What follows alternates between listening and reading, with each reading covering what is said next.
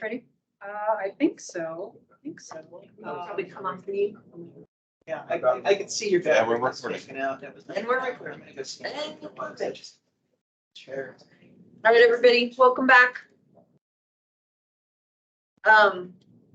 Cole, were you on earlier? Saw you're on now.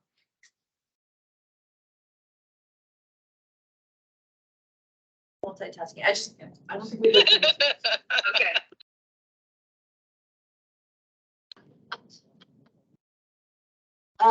Just wanted to know if you had any issues, thoughts, or concerns with EGP and any of the conversation on the final fire reporting data. You're good with the option. I think you were on those calls, right? No, I wasn't on any calls.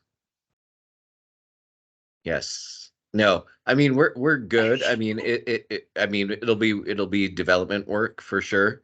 But right now we really don't use the final fire report. We kind of rely on, kind of the roll up from WFDS, in the work that they've done through our DNA. So, the polygons are kind of what we use for historical fires that are declared out. We are more concerned about the active incidents and resources. So. That might be Excellent. All right, Mary, go ahead. Yeah, you did. Can you make them perfect? Yeah, so I was just trying to get that. So I think the next topic we have is just to talk about incident relationships, and I think there's a couple of like bullet points that we want to discuss. I think I don't know if you want to talk about the conflict detection and resolution standard or what exactly. Sure.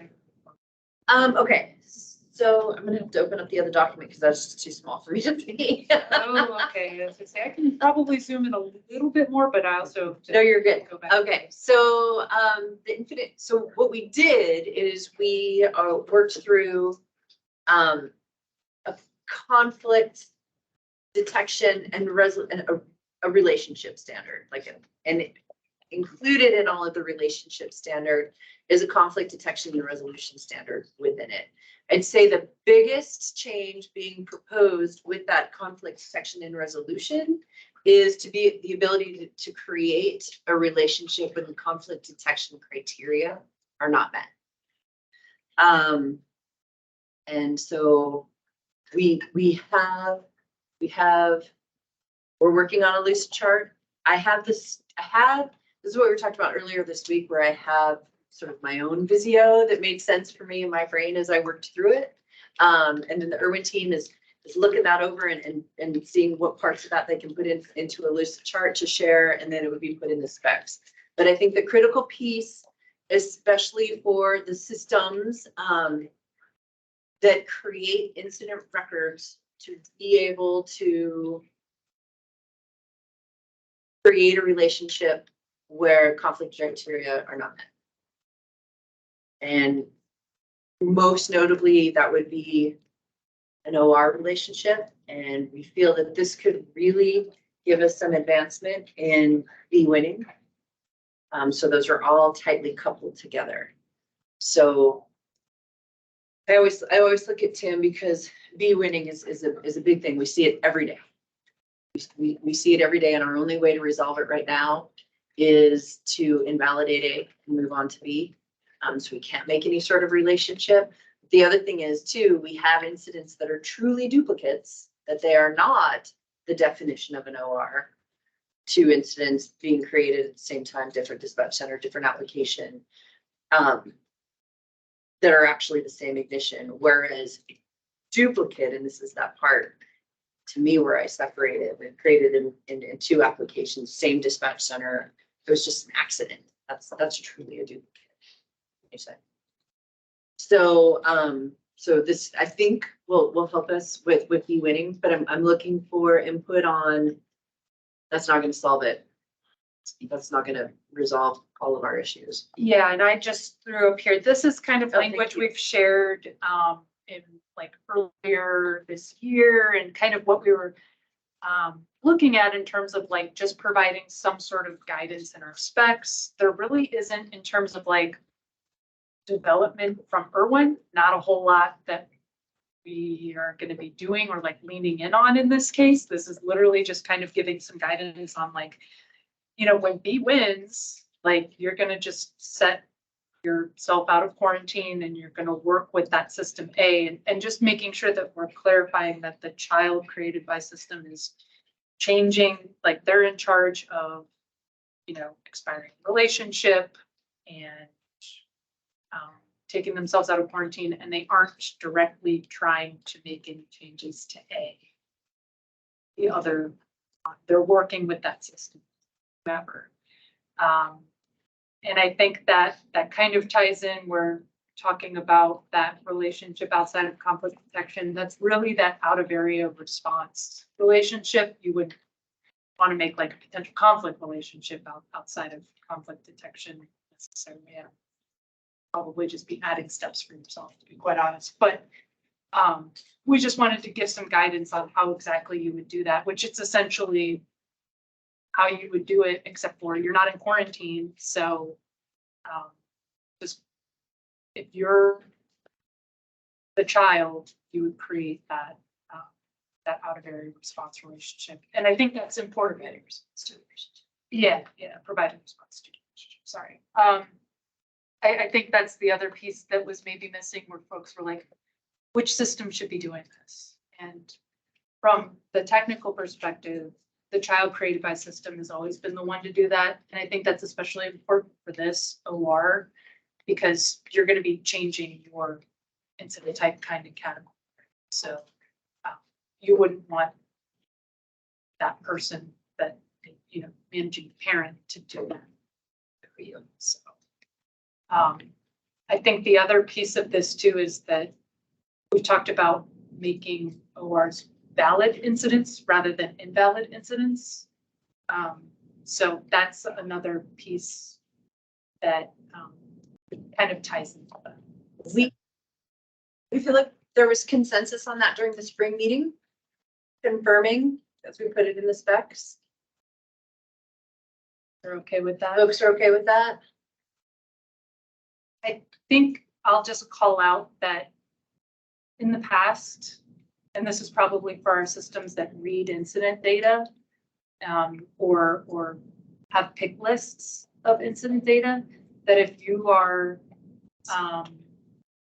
relying on the valid, invalid side of things and you don't want to see ORs, yeah, evaluate by the category and kind rather than the valid, invalid in that case, because you don't want to see ORs and you are relying on them being invalid. That's changing. So I think that's a little bit of a lift for folks if that's Where they query. right. Where they query it, you know, it's just populating your pixels. Thoughts, questions? Back to the first topic. Oh, okay. Okay. I just want to make sure that we are moving past the forcing the invalidation of one of the records, because both of them are potentially valid incidents. Yes, They're valid records. they're valid records. Yeah. Yeah, they're valid records. But they might not be valid fire occurrance. Well, one of Yes. them obviously needs to One of them change needs- event times, but I'll use one of Tim's analogies. It's a valid record because somebody spent money to send a response. Sure. Right, Yeah. right. And we want to know that, right? Yeah. I mean, that's part of the problem. Part of the challenge that we've had is that how do you get a complete picture of our initial response if we don't have all of the records of all of the responses that occurred, right? So, yeah, And we have them. We've just. we just made some of them I invalid. just made some of them invalid. And so I think it bears repeating what Mary just said, that if you query on valid versus event types, you'll need to change your query. And it would remain valid. Megan. I was making that. Hello. Hello. Quick question because I've never paid attention to ORs before in 209, but that's just invalid valid. It doesn't have a event type in there, right? Yeah, so currently, like as far as your pick list or the 209 pick list, it's not one of them that would be in there. Okay, As far as perfect. That's what I thought, but I just wanted to make sure. So thank you.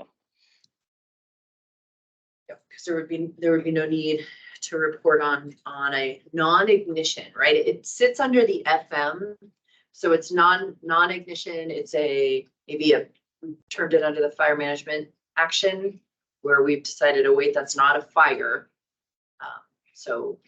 But we need to capture it for the response, etc. But is 209 driving it off of event kind category, or are they driving it off as valid? I don't know the answer. We pull in wildfires and complexes and that's it. So, So you're fine. Okay. yep, we're good. Just And wanted to that- make sure. Thank you. Yeah, that'll be something too that we'll definitely be looking at in integration testing. You know, Yes. If we see something, it's like, hey, wait a second, we'll figure it, you'll Yeah. find out pretty quick. And I wanted to ask Megan, because aren't there also some all hazard type things that come in? Nope. Okay, got me. Yep, we only read in those two. So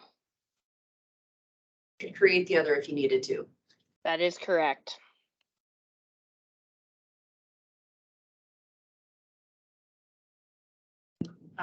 In terms of time boxing.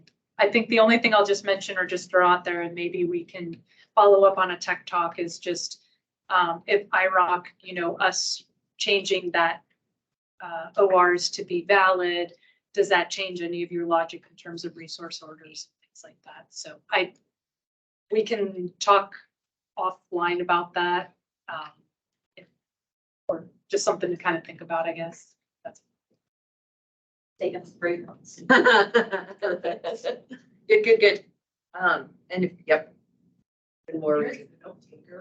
Oh, I'm hands-off notes today. I know, she's like, I'm so free. Right, but we'll have transcription. Eric's taking. Eric is taking So notes. we're all covered. Yeah, It's one of the most important rules, honestly. Yep.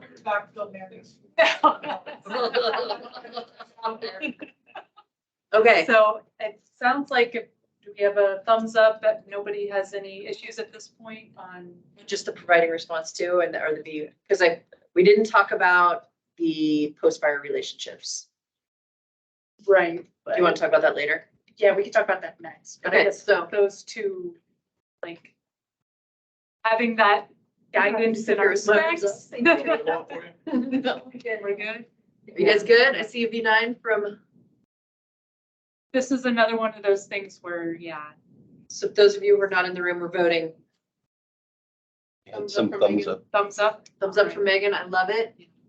So And I saw Cal-Fire. EGP, is that gonna? I think EGP and Woof this.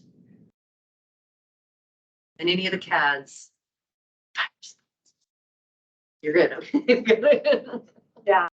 this is something we covered at the Spring Data Summit. We've talked about a few times, but This is where we lock it in. So where we lock it in? So Final answer. Noel, are you on? Calling him, but I didn't look, so. Me too. all right. Okay. Okay, so this stuff Wait, will be in the, Inform doesn't care, right? They only look for wildfire. I just shot the inform. I don't know, I can't remember how they do that. so this info will be in the specs. We'll be updating our Lucid charts to reflect all of this, and we'll probably do a fair bit of testing and integration testing. So not a whole lot of code change, or maybe no code change in IRWIN. So We're still checking on the IROC side though. Okay, yes, To go on there for that. okay. okay, sounds good. I'm looking at my note taker. That's fine. He's got it. And then I think we lost Larrabee, so I don't know that we have anybody else from Inform. Steve Larrabee. Oh, there he is. He I'm just here. responded. Thanks, Steve. Any issue for Inform? You look for category not valid, right? Study and inform ingest out of area response. Okay, perfect. Right. And it won't mess with you at all because you look at the category, not whether it's valid or not. And when it's Yeah, valid, you know, or, yeah, yep, I think that's right. okay. Are we going with valid or invalid there? We're going with valid, Previously previously invalid. or current? Yes, thank you. Yeah, Well, I mean, philosophically, I mean, that is a completely valid, you know, response, right? I mean, it was only invalid in the form, if it was viewed through the lens of, is that, you know, the seed for a fire report. So at least in inform, I mean, you could relate those records, splice them. I think we're just correcting. Oh, did I see V9? All right, conversation's over. Next topic. Yeah. Dang. So. Hey, did the sound stop in the background? And we saw that you were getting those high pitched sound. They're no longer, I think, cutting cement outside. So hopefully our audio is better. Yeah, good. Yeah. Yeah, so I think the only other piece that we had to just mention or part of incident relationships is talking about the post-fire relationships, which was actually an item that we had kind of spec'd out for V8, and we kind of held off on that. And so we're bringing it back around for version 9. So let me pull up that information. So basically, these are relating emergency stabilization and fire rehabilitation records to incidents. They would use that same relationship type of post-fire, and they would just be ways to identify what's related to that primary incident, yeah, that ignition. So, you know, we have put together these specs. They're very much like how we have prescribed escape identified and merge and complex. They're kind of following that same pattern. I do want to just say, so IRWIN also put forth the prescribed escape last year, V8. And I think at the time, not every system that could create records or relationships were able to implement that. So I just kind of want to sort of remind folks or bring them back. We did in the business plan, we took a stab at what systems might need to be able to do that. Never wanting to tell any system what they should do for their own business. But clearly there could be not a need for a specific read-write system. I just throw anybody out there to create that kind of a relationship. That those primarily have implications for resources and costs. And so we threw out the CADs and we threw out IRWIN. And sorry, let me go back to my screen. I'm looking at your screen. Oh, yeah. We wondered about, so I think if you bring up the business plan, it'll show it too. Yeah, keep going. Going right there, where we talk about created by system, like who could create a complex right now.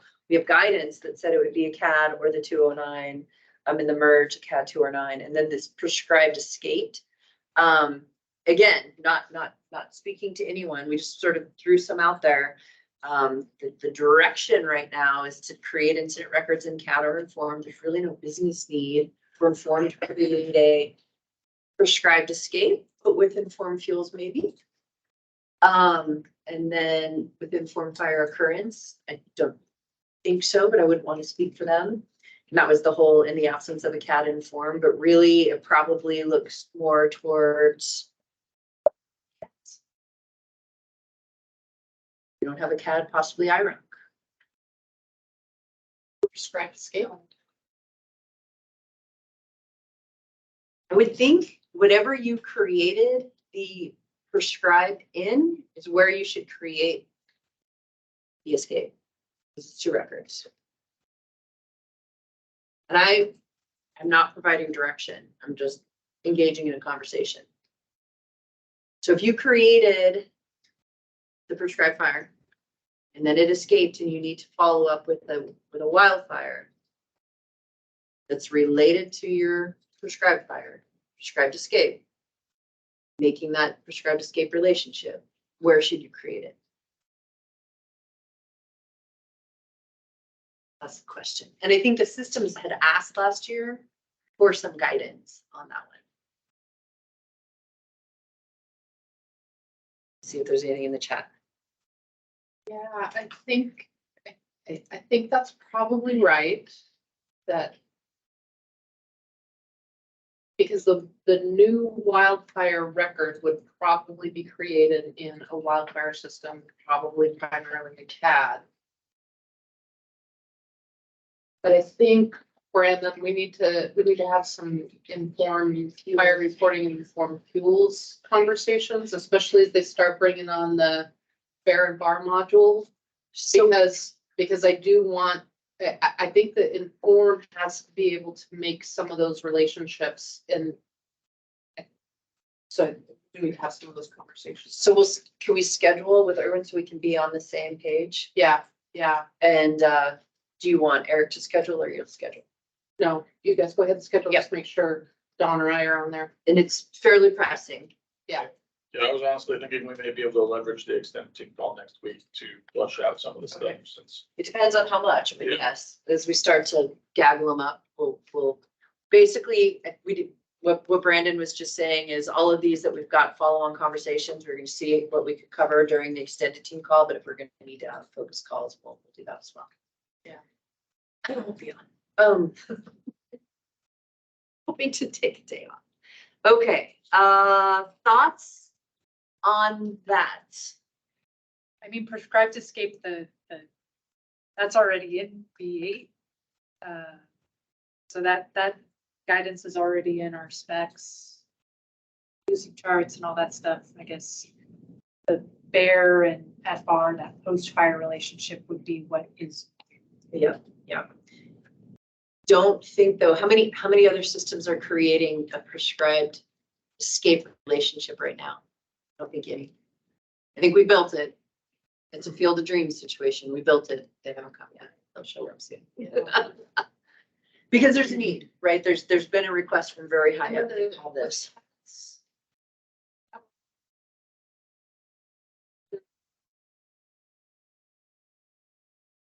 I think that's, Chuck used to always say it should be in IROC because that's where it would be, but with what we were talking about, it really feels CADs created by system. Could be either. What That is does that my CADs come in on that one? I can't remember. So when we've been asking Wildcat specifically to put all the event kind categories in there, there's just been some conversation of where they would do the work. But the relationship is the part that we need to really hammer out. Brian, are you on?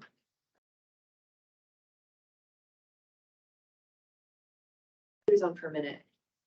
I don't think he's on anymore. Okay. Question, EKC. Event kind category. Sorry, can only write it so many times. Jill. See, now we're kind of going against them a little bit. That's a carrotism, sort of like I call a wrench a trusty adjusty. It's not real. Well, all acronyms start somewhere. All acronyms start somewhere. Okay, so I think we're Ready to move at on. the, Yep. kind of time box. So are we good with proceeding with building this, or is this 10, or is this one focused conversation, or is this future? It's a determination. Okay. So so it's the bear, but I really feel like we have a hanging chad with the escape prescribed fire because no one's implemented Well, it yet. we've already built. it, We so- have. I just want to, Right, so- we are when are done. You're right. We Yeah, so- built it. Done. We're done. Y'all can do whatever you need to do. We can set aside time to test for folks that are ready to test. I think it, that would but- be very well said, Mary, But- as but always. we've We'll make already- sure that we test for it. Yeah. Integration testing, but But that's approved. I think what all of this points to though is that Probably on the data management committee, we need to have some conversations with the fire reporting subcommittee and the fuels folks and the bar folks, and really kind of line out the relationships between those, because then if we understand that, then it's probably going to be easier to prioritize it as a capability within an application. So I think the fact that you guys have the capability there and we have the ability to build the relationships, and IRWIN kind of gives us those cornerstones, and then we get to think about how we actually want to handle that data and those relationships across business areas. I think that,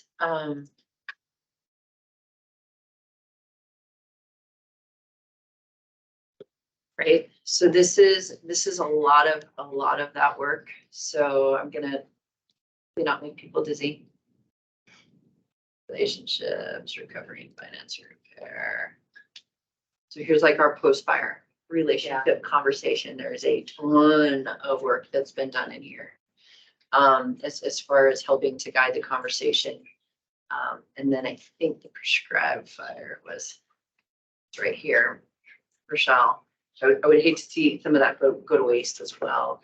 Okay. But a lot of, and we've been talking with a lot of folks about this one. I think one of the things that Gabrielle and I keep talking about. Stop. Sorry, the 10 minutes. No, I appreciate it. You're just letting me know that works out there. Okay. Yeah, letting me, it's all part of that relationship standard. That probably be on your desk at the end of the week, right?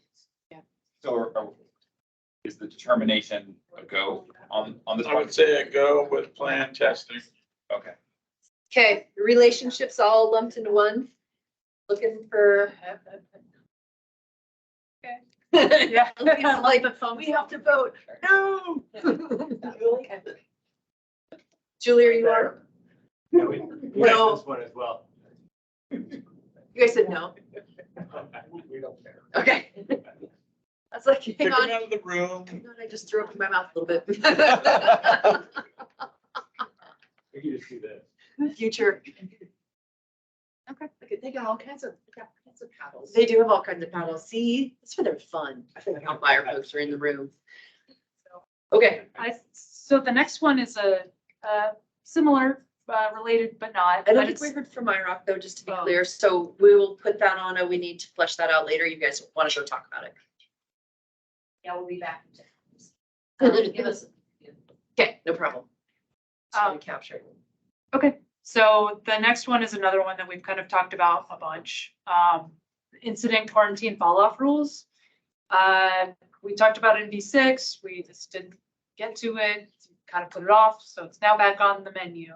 I think at the May extended team call, we just got a thumbs up from folks after we presented some information about how long these records may or may not stay, stick around in quarantine before they're resolved. And we got the thumbs up to after 8 days of being, submitted and being in quarantine and no action. Well, if it hadn't been taken out of quarantine, that's the key. Stuff could have happened, but if it's still been in quarantine for that 8 days, we're going to set it to invalid. So then it kind of expires that relationship so that the potential conflict for the parent is gone. It cleans up that data, and the record that nobody was doing anything with is not hanging out, essentially. So IRWIN is going to set it as invalid. So we just need to say that out loud, where IRWIN is taking action and not being a passive system. but it's more of a records And cleanup Records management. 100% agree. And that I'm okay with Okay. that. Okay. No, I like to make eye contact with Rochelle and make I sure we're know. on the same page. When we use the same words to describe something and it's okay in one situation and another. Okay.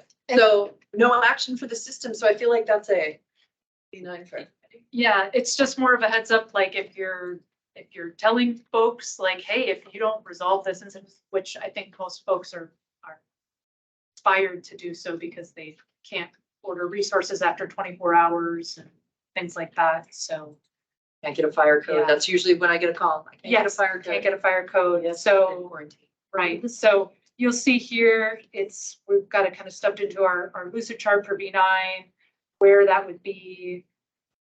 If it's within, if it's within the 8 days, becomes valid and resolved, we're all good. But if it's past that 8 days, it's going to be invalid, all off of everybody's. So. Yeah, and I think that one of the critical components of that is that you've got IROC taking action way 24 hours. sooner than that, Yes. right? And that Beautiful. things like fire code are not allowing those in conflict records to continue existing. And so, I think that this is For the data quality. Yeah. Action really. Yeah, It really is. Well, yeah. Okay. So So good? Thumbs up? Yay, I love it when people vote. Come on. It's good to do this on the last game. Everybody's worn out. yeah, right. Yeah, whatever. Path of least resistance. And actually, you wouldn't be impacted at all because you already do it in 24 hours. And the question is the invalidation irrevocable? Irrevocable. Irrevocable, yes, after the 8th day. And no, you can, deal with it afterwards, and bring it back to life.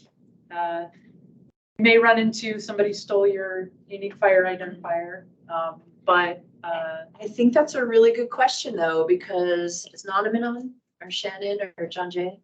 I had one yesterday or the day before where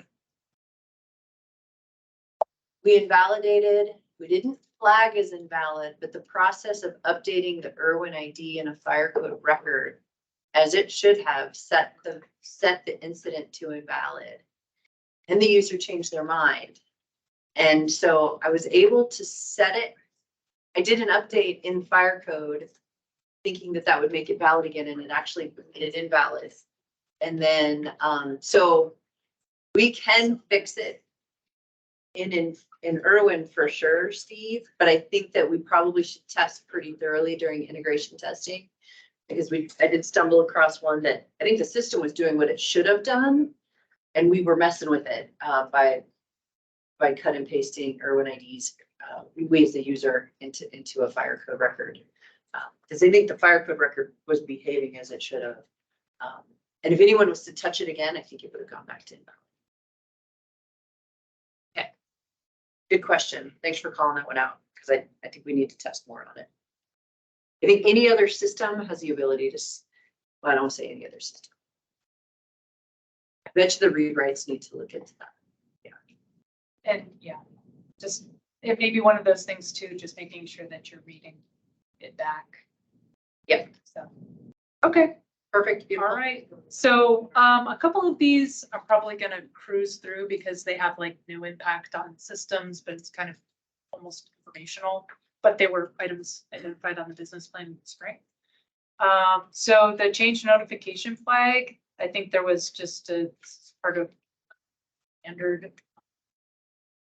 recognizing when certain data elements are changed after a certain period of time, because that changes financials and things like that. Sounds like there's no action for the community to do anything at this point, but from the IRWIN perspective, we're putting together a like dashboard to kind of display that information, folks' knowledge, but it's not going to be anything somebody would have to code to. Yep. So this was attached to the standard, like she said, that's going to be out for review. Well, it is out for review, and that the DNC will look into. So again, no action for the systems at this point, but if that gets approved, there might be. But each system can decide for themselves what it actually means for that notification flag. Like I was talking to Julie and we're looking at IROC, and they tell every action within there. You can see it in the DMT, everything that's happened to their incident.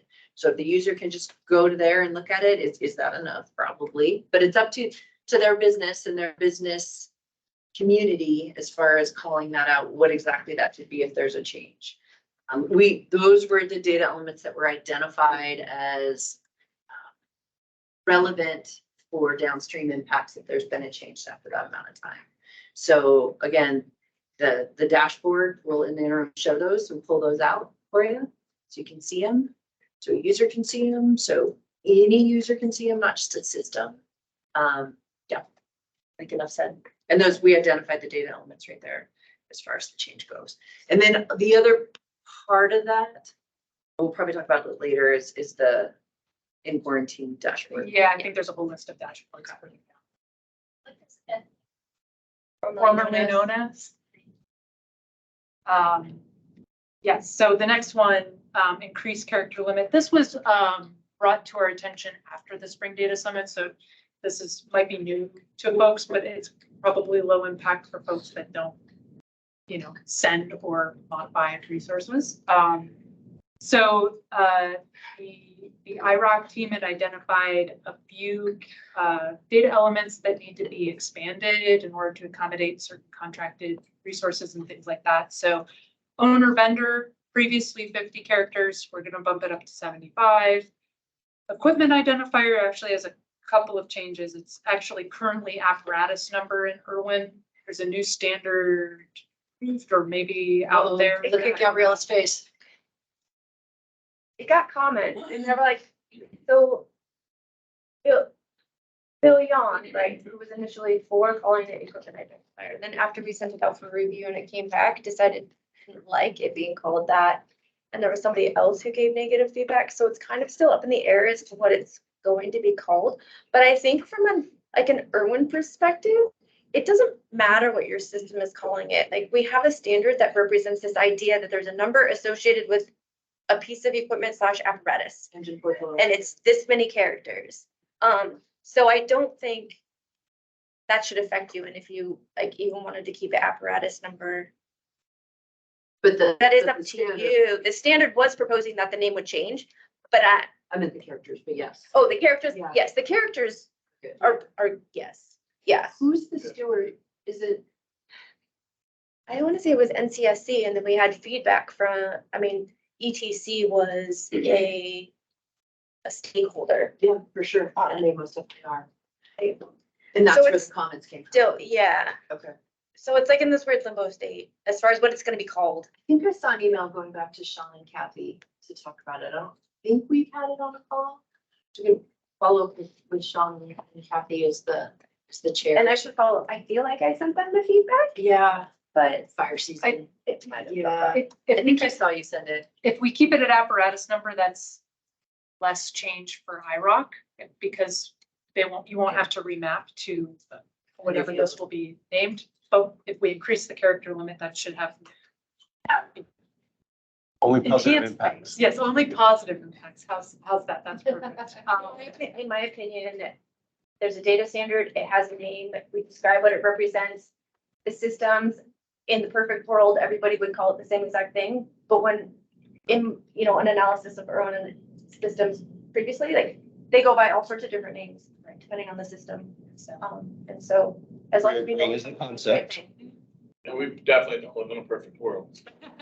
That's my opinion. I don't think you need to necessarily change Just your field of goal. yeah. So the action would be to increase it to 85 characters, and for now we'll just keep it at apparatus number. But so home unit, it's going to stay in line with owner vendor because they're both kind of used similarly. That was 50 characters, so we're going to bump it up to 75 to meet that owner vendor limit.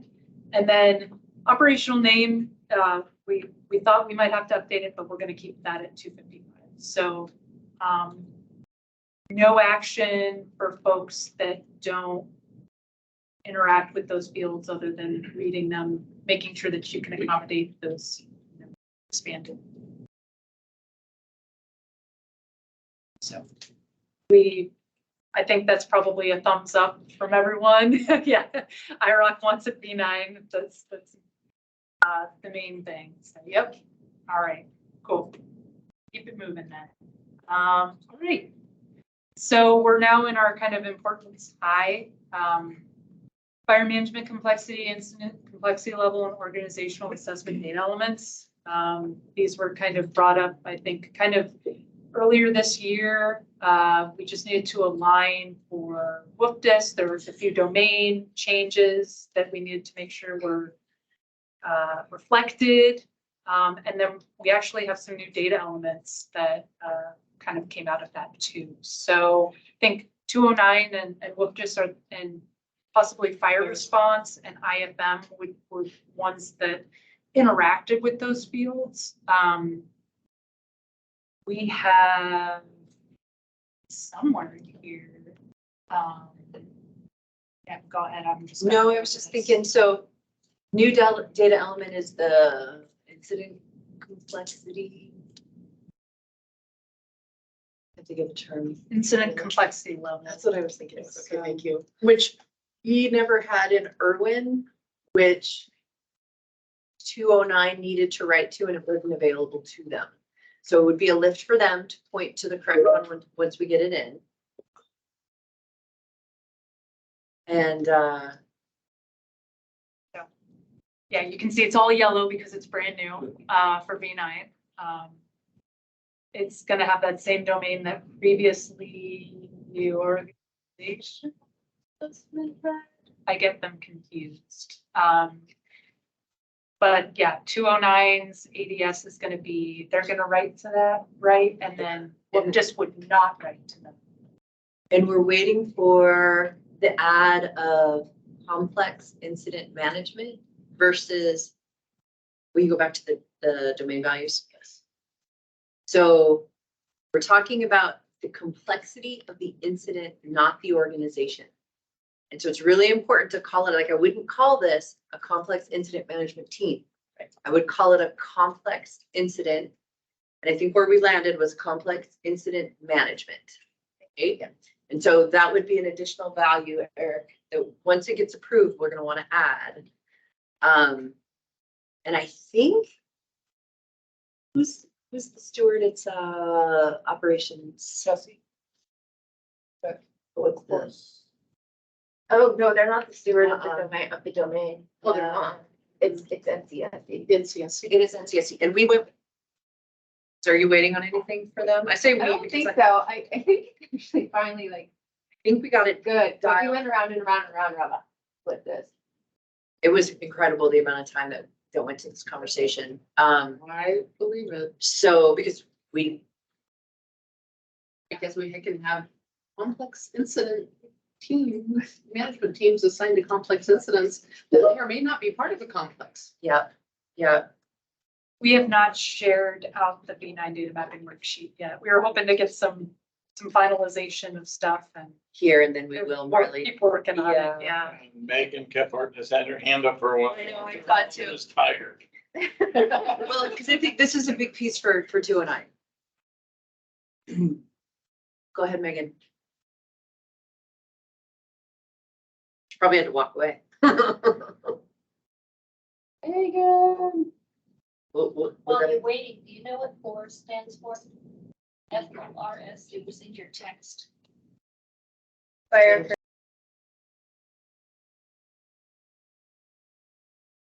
Old steward was Tom Wardell. Oh, yeah.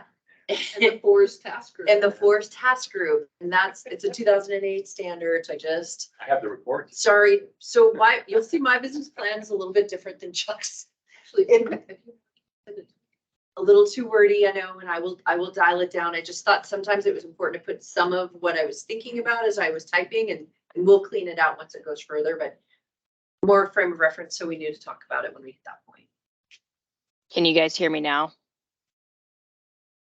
Okay, had to leave and come back.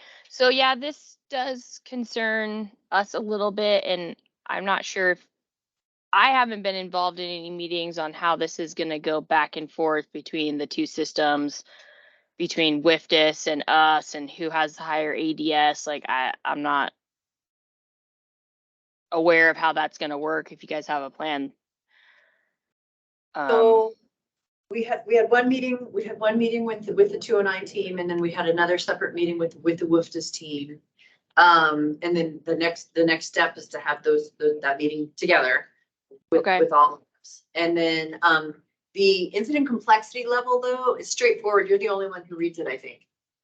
Yeah, and I think that's also going to change because in 2024, it's my understanding, I mean, we are doing away with type 1 and type 2 incident management teams. There'll only be complex incident management teams. But I am not sure, and maybe WIFDIS knows, I don't know how that is going to affect incident complexity level with, like, I don't know if type 1 and type 2 incidents are going to go away as well, and they just call it complex WIFDIS incident or what? WIFDIS does organizational assessment. They don't do complex incident level. Somebody stop me if I'm speaking wrong, but this is what I walked away from the That's meeting. what we have recorded in the ADS. Yeah, Is and there's- so, but we didn't know for sure. And we're waiting for, you would probably know better than me, Megan. There's an AAR in October scheduled, which is going to tell us what values to put in there. And so Copy. that's why we wanted to make sure that we have both. We figure if we had them all available and you could exchange what you needed to exchange Yep. based on the conversation. Does that work? And Yep. for this one, you would, 209 has the ADS because I think you're the only one that writes to it. We do have, I think, fire response and IFM had ADS to write to it, but I don't know if I mean, it's They- brand new. Exactly. We kind of copied and pasted from. You guys did the highest, which was fire management complexity. Am I saying that right? Telling you, again, the white hair. Fire management complexity is the highest, and there was a business need for fire response. And I want to say maybe even IFM writes to that. Yeah. So that is, And I've got fire management complexity pulled up. ICS 209 and WIFDIS are not going to read. They're just going to read that. Yeah. So. and we're not changing anything historically. So all the stuff that's happened for us, we're not making those changes. We're all just aware that we might have been referring to something as we thought it was both apples, but actually one was a strawberry. That tied to what Andrew Goodman said. What do you say? I thought we determined that the incident complexity level and organizational assessments were the same thing and eventually needed to be merged into one data element. So, no, I think. I thought where we left it off when I talked to Beth Lund. So timing wise, you know how old that discussion was, because Beth's No, been gone for a while. Where we went, we did go at that time. And I think what we've now realized is one is the incident complexity and the other is the organization. And what 209 and NIMS compliance value is current incident complexity level is what the definition of that incident complexity level is. All right. There is another data element that describes the type of team that's assigned. And so we have 3 different fields with very similar domains, and I have maybe seeing the definitions of those fields next to each other would be helpful, but I'm having trouble kind of envisioning what's the difference between what the organizational assessment says, which is the kind of organization you need to manage the incident, and what the complexity of the incident is, which also tells you how complex the incident is and what type of team might be needed to manage it. 100%. 100%. And so we had to put them next to each other. And I was sort of laughing because I probably had 10 emails back and forth with Gabrielle about this one. It's like, and then pulled the information out, which was why we put forth the new data element. And I'll get you that, Andrew, so you can kind of see it next to each other. That'd be helpful. I'll write a note for myself. So I think we've had the conversations with 209, WIFDIS, a little bit with fire response, maybe not so much IFM, but just in terms of reorganizing, adding the new data element, talking about the ADS. Sounds like we just need to have maybe one more conversation as a Everyone group together. to talk about, how that's going to work. But other than that, are we good to proceed? I do want to just say to Megan, the request was for, well, actually, they don't crosswalk now. The crosswalk is not these 3 data elements. the conversation that I think is really important that WFDS and 209, like I said, we've had those separately so far, is the suppression strategies and who has the ADS for the suppression strategies.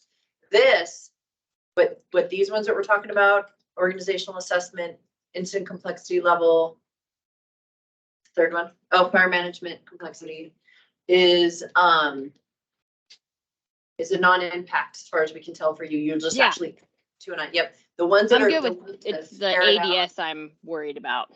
So, are the ADS are the fire suppression strategies. yes, Yep. yes. Okay, we're on the same page. And the ask from the WFDS team has been to have a higher ADS for those when they have an approved decision. So, Since so how would Same. that work? Would IRWIN set the ADS just for those specific fields, or you guys are muted? we are, Well, Yep. We there might you all go. ADS is set for specific fields, isn't it? yeah, I mean, we have it for, If you're talking the values, not the status. Or state. Yeah, I'm talking the values. So, and again, just propose, Megan, what you're about to see. oh yeah, that's fine. Conversation piece. So the change was for these that you would go to 8. And WFDS would be a 10. So if the WFDS decision by the agency administrator filled out those values, WFDS would have a higher ADS than 209. Okay. I guess we can talk about this later offline about how specific, because I got a few different questions about I think that'd be great. A, B, and C. So, the sooner we can get that scheduled, the better. So, Okay. thanks. I love that. Thank you. all right, well, can we kind of two birds with one stone there, talk about the integrate suppression strategy and all of these fire management complexity, incident complexity level, organizational data elements. Good for V9. I think she could, I mean, I won't speak for Megan, but I feel like everyone's on the same page for the fire management complexity, incident complexity level, and organizational assessment. 209 is good with that. 209 is good with that. Very good. Okay. I'm gonna pretend, and WFDS, are you guys good for that? And then I think classic, but I didn't want to speak for next gen. Rick, if you had something different, classic's good. Rick gave a thumbs up. and Rick gave a thumbs up, and we know we need a follow-on conversation for the ADS on the suppression strategies, so we won't weigh in today. And That, those are thank not- you. Yeah, You betcha. and those are not necessarily, doesn't sound like we need to make a change to early necessarily for a version. Yeah. Well, and the beauty of ADS is exactly, it doesn't need to be a version. Okay, all right, we'll try to pick up the pace a little bit here. So revisit resource statuses, and we pulled up temporary resources up here as well, because these have kind of been conversations that have kind of intertwined a little bit. V9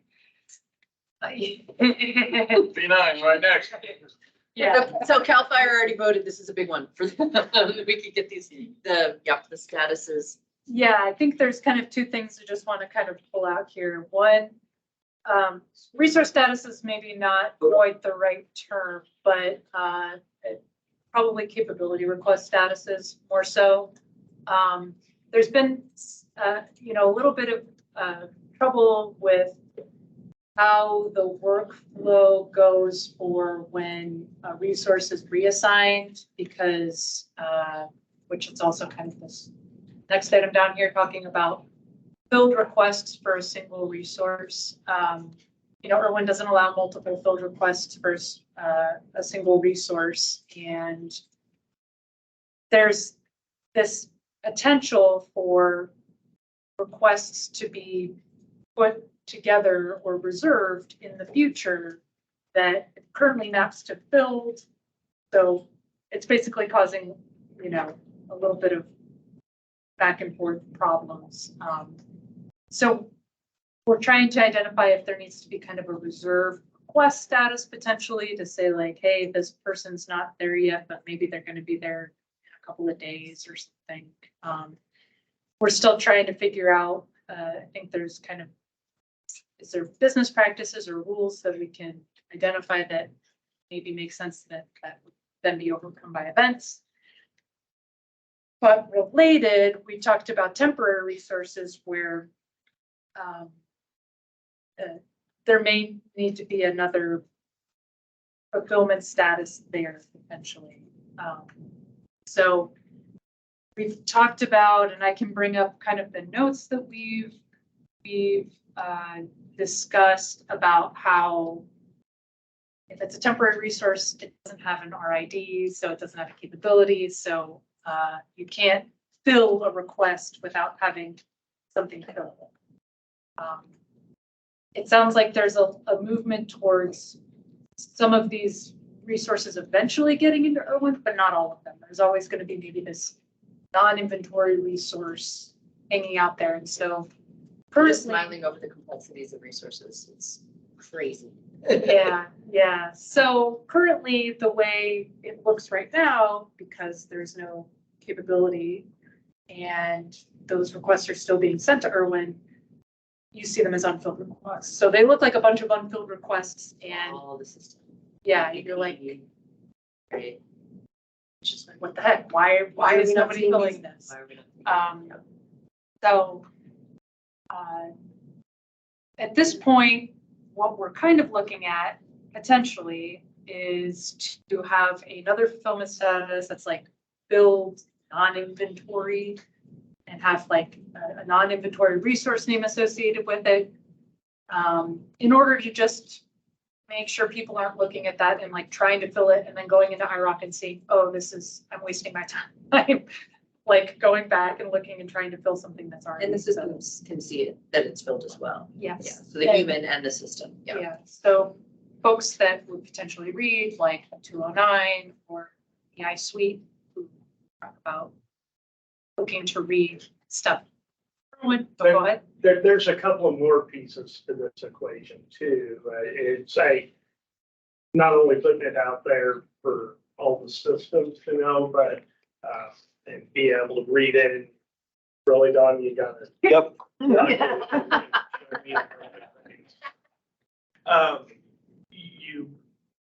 We also run into issues, specifically dealing with hymns, where if we make a modification in hymns to a request that has been filled in IROC, and then IROC reads it in, they go, oh, it's unfilled, and then it becomes unfilled again. And so this status addresses this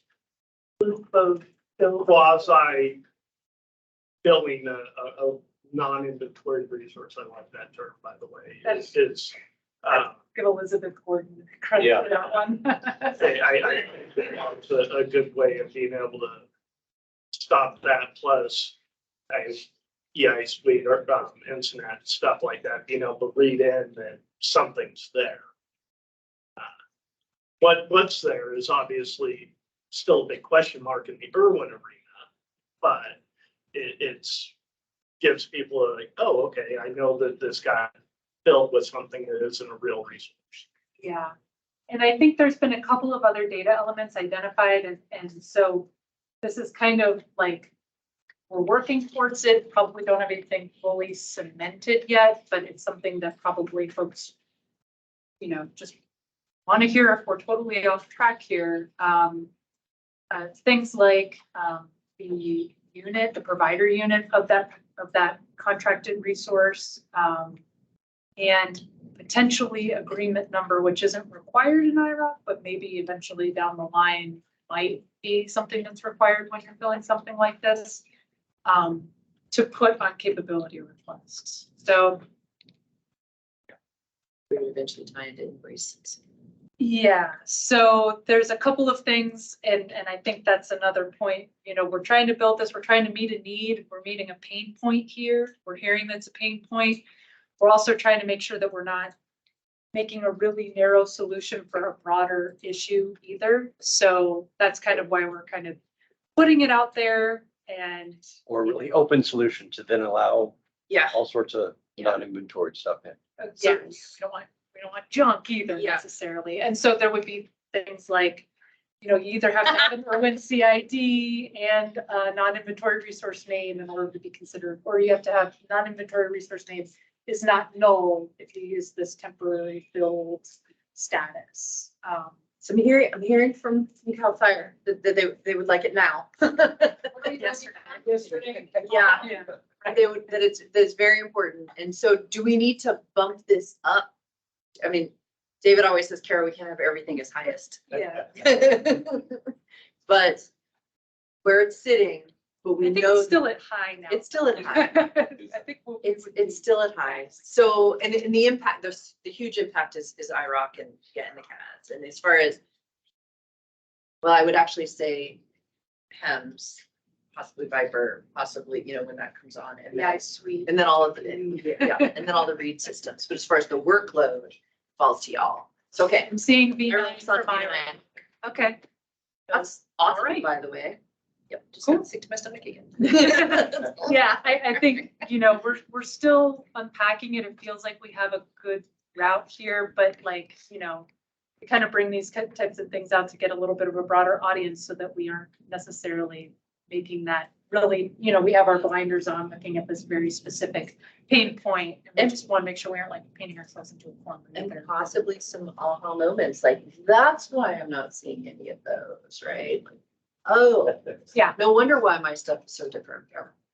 Yeah, and one of the things, just as another thing to throw out there, from the IRWIN perspective, we're like, does a non-inventory resource need to be in a separate table and related? If we start to have like a bunch of stuff we need associated with it, those are the types of things that we just, we don't want to add a bunch of stuff to capability requests that's very specific to like a thing. So at this point, it seems like it doesn't, it would be all living on the capability request, but if we start to get like, hey, I want this, I want this, I want this too. Gotta start thinking about expanding that. So, okay, I think I wanted to spend a little bit more time on that one to make sure we were all I good. appreciate that, for sure, yeah. And that actually kind of hits 3 of those things. I think, yeah. Well, that whole, all of those 3 things as far as allow multiple field requests on a single resource, or is that, because I still call that out a little separately. Yeah, I think they're separate, but I think we touched on all 3 of them in that conversation, which was. Yeah, be nice. So we're the conversation going back and forth trying to hear. Oh, okay, sorry. The song. I was trying to figure out if she was putting those together, the assign to multiple resources and temporary resources. We just did reserved, right? So Yes, we did just do reserved. There has been some conversation of, okay, so Mary hit on this, I'll hit on it one more time. So we get an order for a hotshot crew. We plan on filling with this particular hotshot crew 3 days from now. And in the interim, they're going to be on multiple projects, not integrated projects. Statuses should not be coming through because they're not in an integrated project, but also could have some IA at home. And so traditionally what we've done as a community is we've held off filling them. I put some documentation in there that says, hey, I'm going to fill with whatever, flathead hotshots. And they'll be traveling on such and such day. And I just put it in my documentation and that order just sits there and it waits for me to take action on. There has been a request from the community to be able to put them on that order and use them in the interim. And the questions that I always have is, really need to do that? Right. And what we keep hearing back is, yes, we do. Like, is this the need? Well, because is this the need or is this a nice to have? And how much work and a lift for the systems to go into for that. So it's really an IROC and a CAD conversation. Especially those CADs are starting to think about integrating. I know we've a couple that are thinking about bringing on their resources for the next version, in addition to the ones that already are. So I don't know if I have more to add to that. No, I think that one is one that we've been tackling on the tech talks, and I feel like it sounds like we're still okay to work towards something for V9 on that. And then separately, say, it sounds like temporary resources got the thumbs up. They did. Temporary resources got the thumbs up. It is the very last bullet we've got here is decision point. Is this a business need? Or there are already established workflows? And if there is a business need, we'll keep it on there. And if not, we'll push it off. I'm, IROC's got a need? Yeah. Okay. what was that? Yeah, I was gonna say, I'll support their play on this because I can see Me too. it easing a pain point. Yeah. Users, I'm just, Worried about the mixed status. yeah, it is.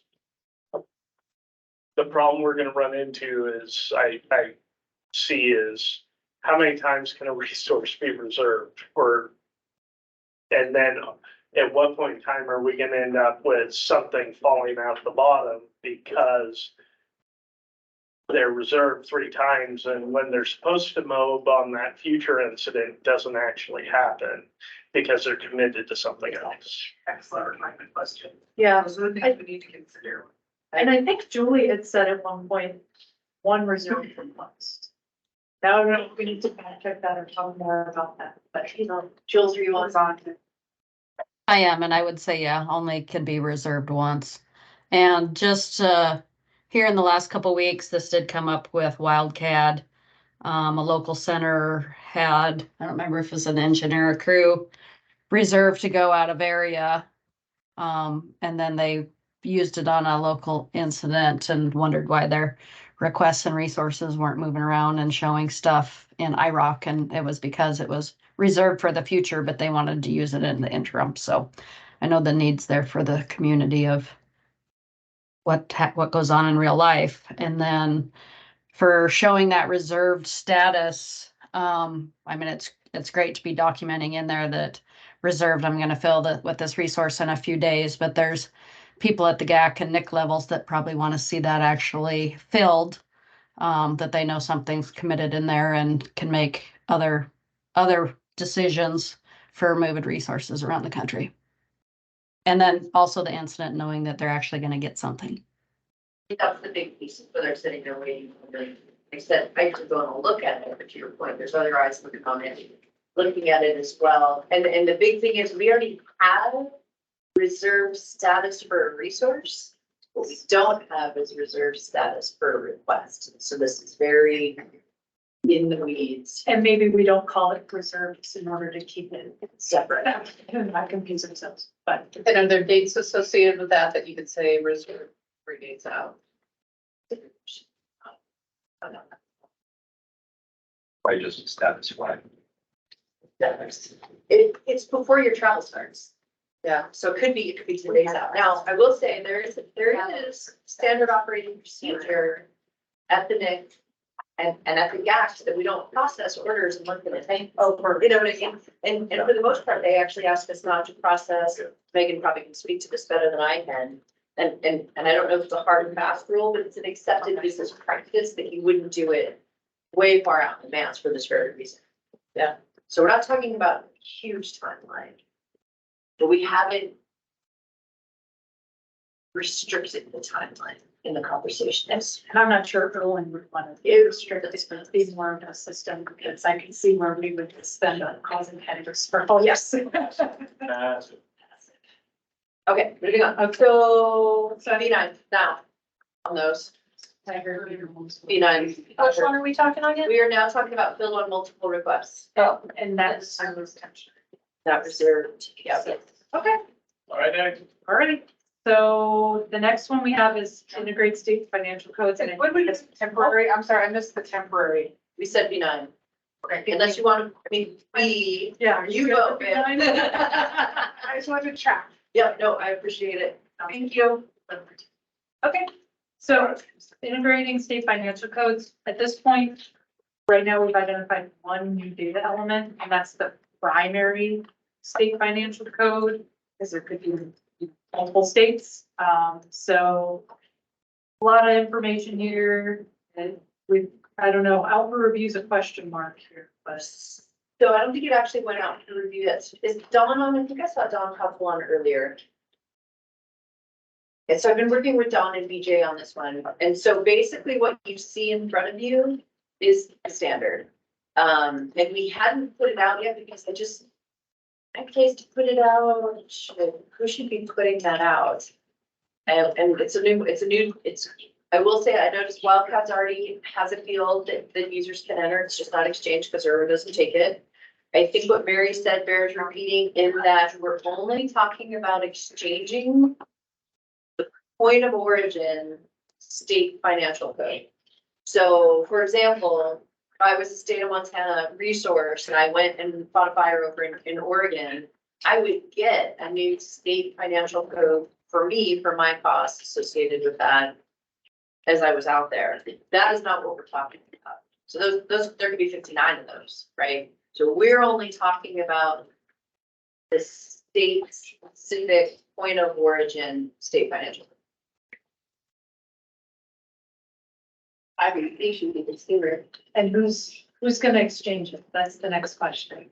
All right, we're putting it out there. Who's gotta change it? The ask from the community is the CADs of IROC. Any of those, will just isn't necessarily, don't necessarily do a work decision for the state, right? So the big ones are the CADs and IROC is who's asked for them so far. I think that there's something to keep in mind here when we start integrating the further down this conversation for the need word. And if we're gonna have a need to include that financial code there, like if fire code's null, then we would put in the state financial code or whatever solution. They're not confuse it even more. That probably confused it even. Oh, No, go. let me add more. Keith? So just sticking with, Everyone wants lunch. yeah, I'll be very brief. So sticking with the point of origin, state financial code, they may have multiples. If it's a FEMA declaration, So what do you? financial code changes. Yes, and what BJ said, and I just wish he was on and I could go through my emails because I don't want to speak for him because he's way more articulate than I am, but what he said was phase 2 FMAG code, and it might not be this first phase, but what he wanted to really look at is exchanging the state financial code for now. We should add it. There's things to be considered. Yeah. Unlike fire code, would you allow this to be changed? But could it stay? There's no system of record, right? So there's those a have date and Do time. you have both? Yep, Do you have it? you would One need both both, because right? there's a date and time of the switch and Yeah. a date and time of the switch back. Because there's So- a time when it goes back. Folks, did you got something that can help us? Are you calling me? Yeah. Yeah, hey, so, I can't speak for, BJ or Don, but, I guess, I hope we're not gonna define it as point of origin, state agency financial code. Financial code's a financial code. That thing about point of origin would be a business rule saying that, at least at this point, if there is a state financial code contributed, it would be understood to be that corresponds to the agency at the point of origin. But I know for Inform, ultimately, we've talked about maybe building a table where, any of the, responding entities could potentially put their respective financial codes into that table. So we're not talking about that too seriously at this point, but ultimately we can see where there might be a business need that could be fulfilled with that, which might also get to what Keith Smith just said. So I just want to point out in the definition of the data standard, the data standard definition, I would not constrain that to point of origin, put that in a business rule. State-specific accounting identifier used within the fire community to track and compile cost information for emergency fire suppression expenditures for the incident. One accounting identifier per state may be assigned per incident is what's in the definition. And as far as the business needs, and I think that kind of speaks to what you said, it talks about, and At this point, the only state financial code exchange with code within the host unit's financial code jurisdiction. Does that help? Yeah, one accounting identifier per state, that is a business rule. That is not part of the definition. And the tear apart your definition. You make Gabriella smile, Steve. Okay. Yeah, I love it when people give input, so wonderful. Correct.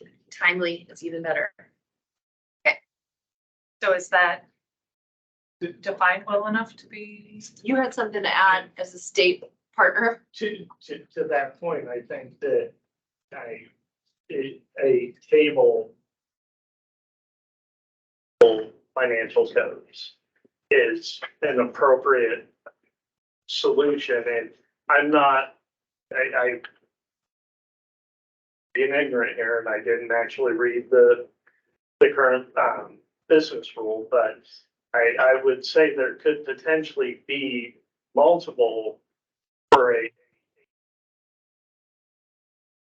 dealing with FMAGs and other, you throw an FMAG on top of a fire code on top of a local or a state or a local financial code.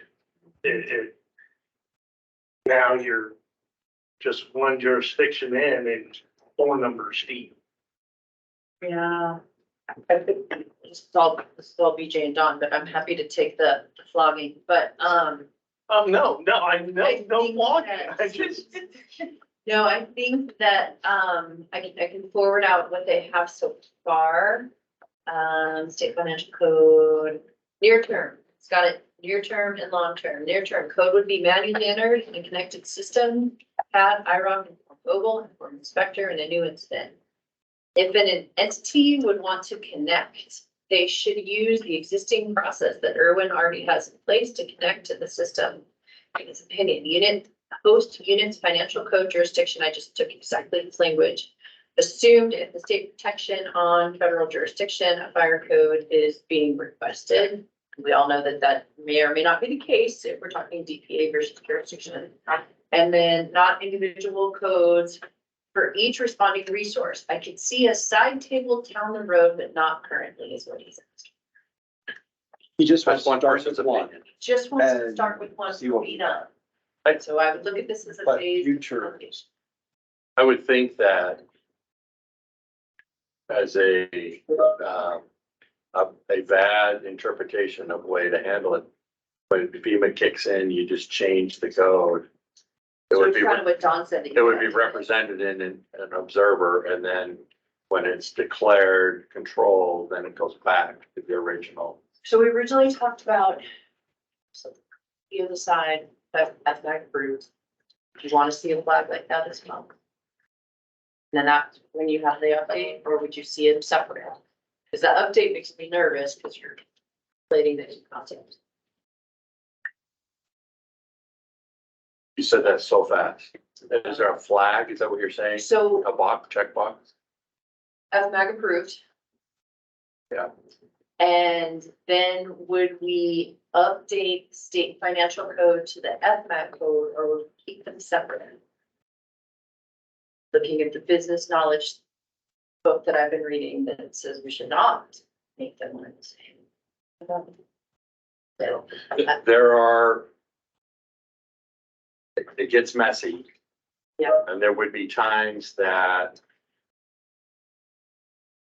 FMAG pays for certain things and they don't pay for other things. And I don't remember the rules. I've been out of that for a long enough time, but things like mobilization, I don't know if it pays for that part, but it pays for, so there would still be a need to use the old number and the new number.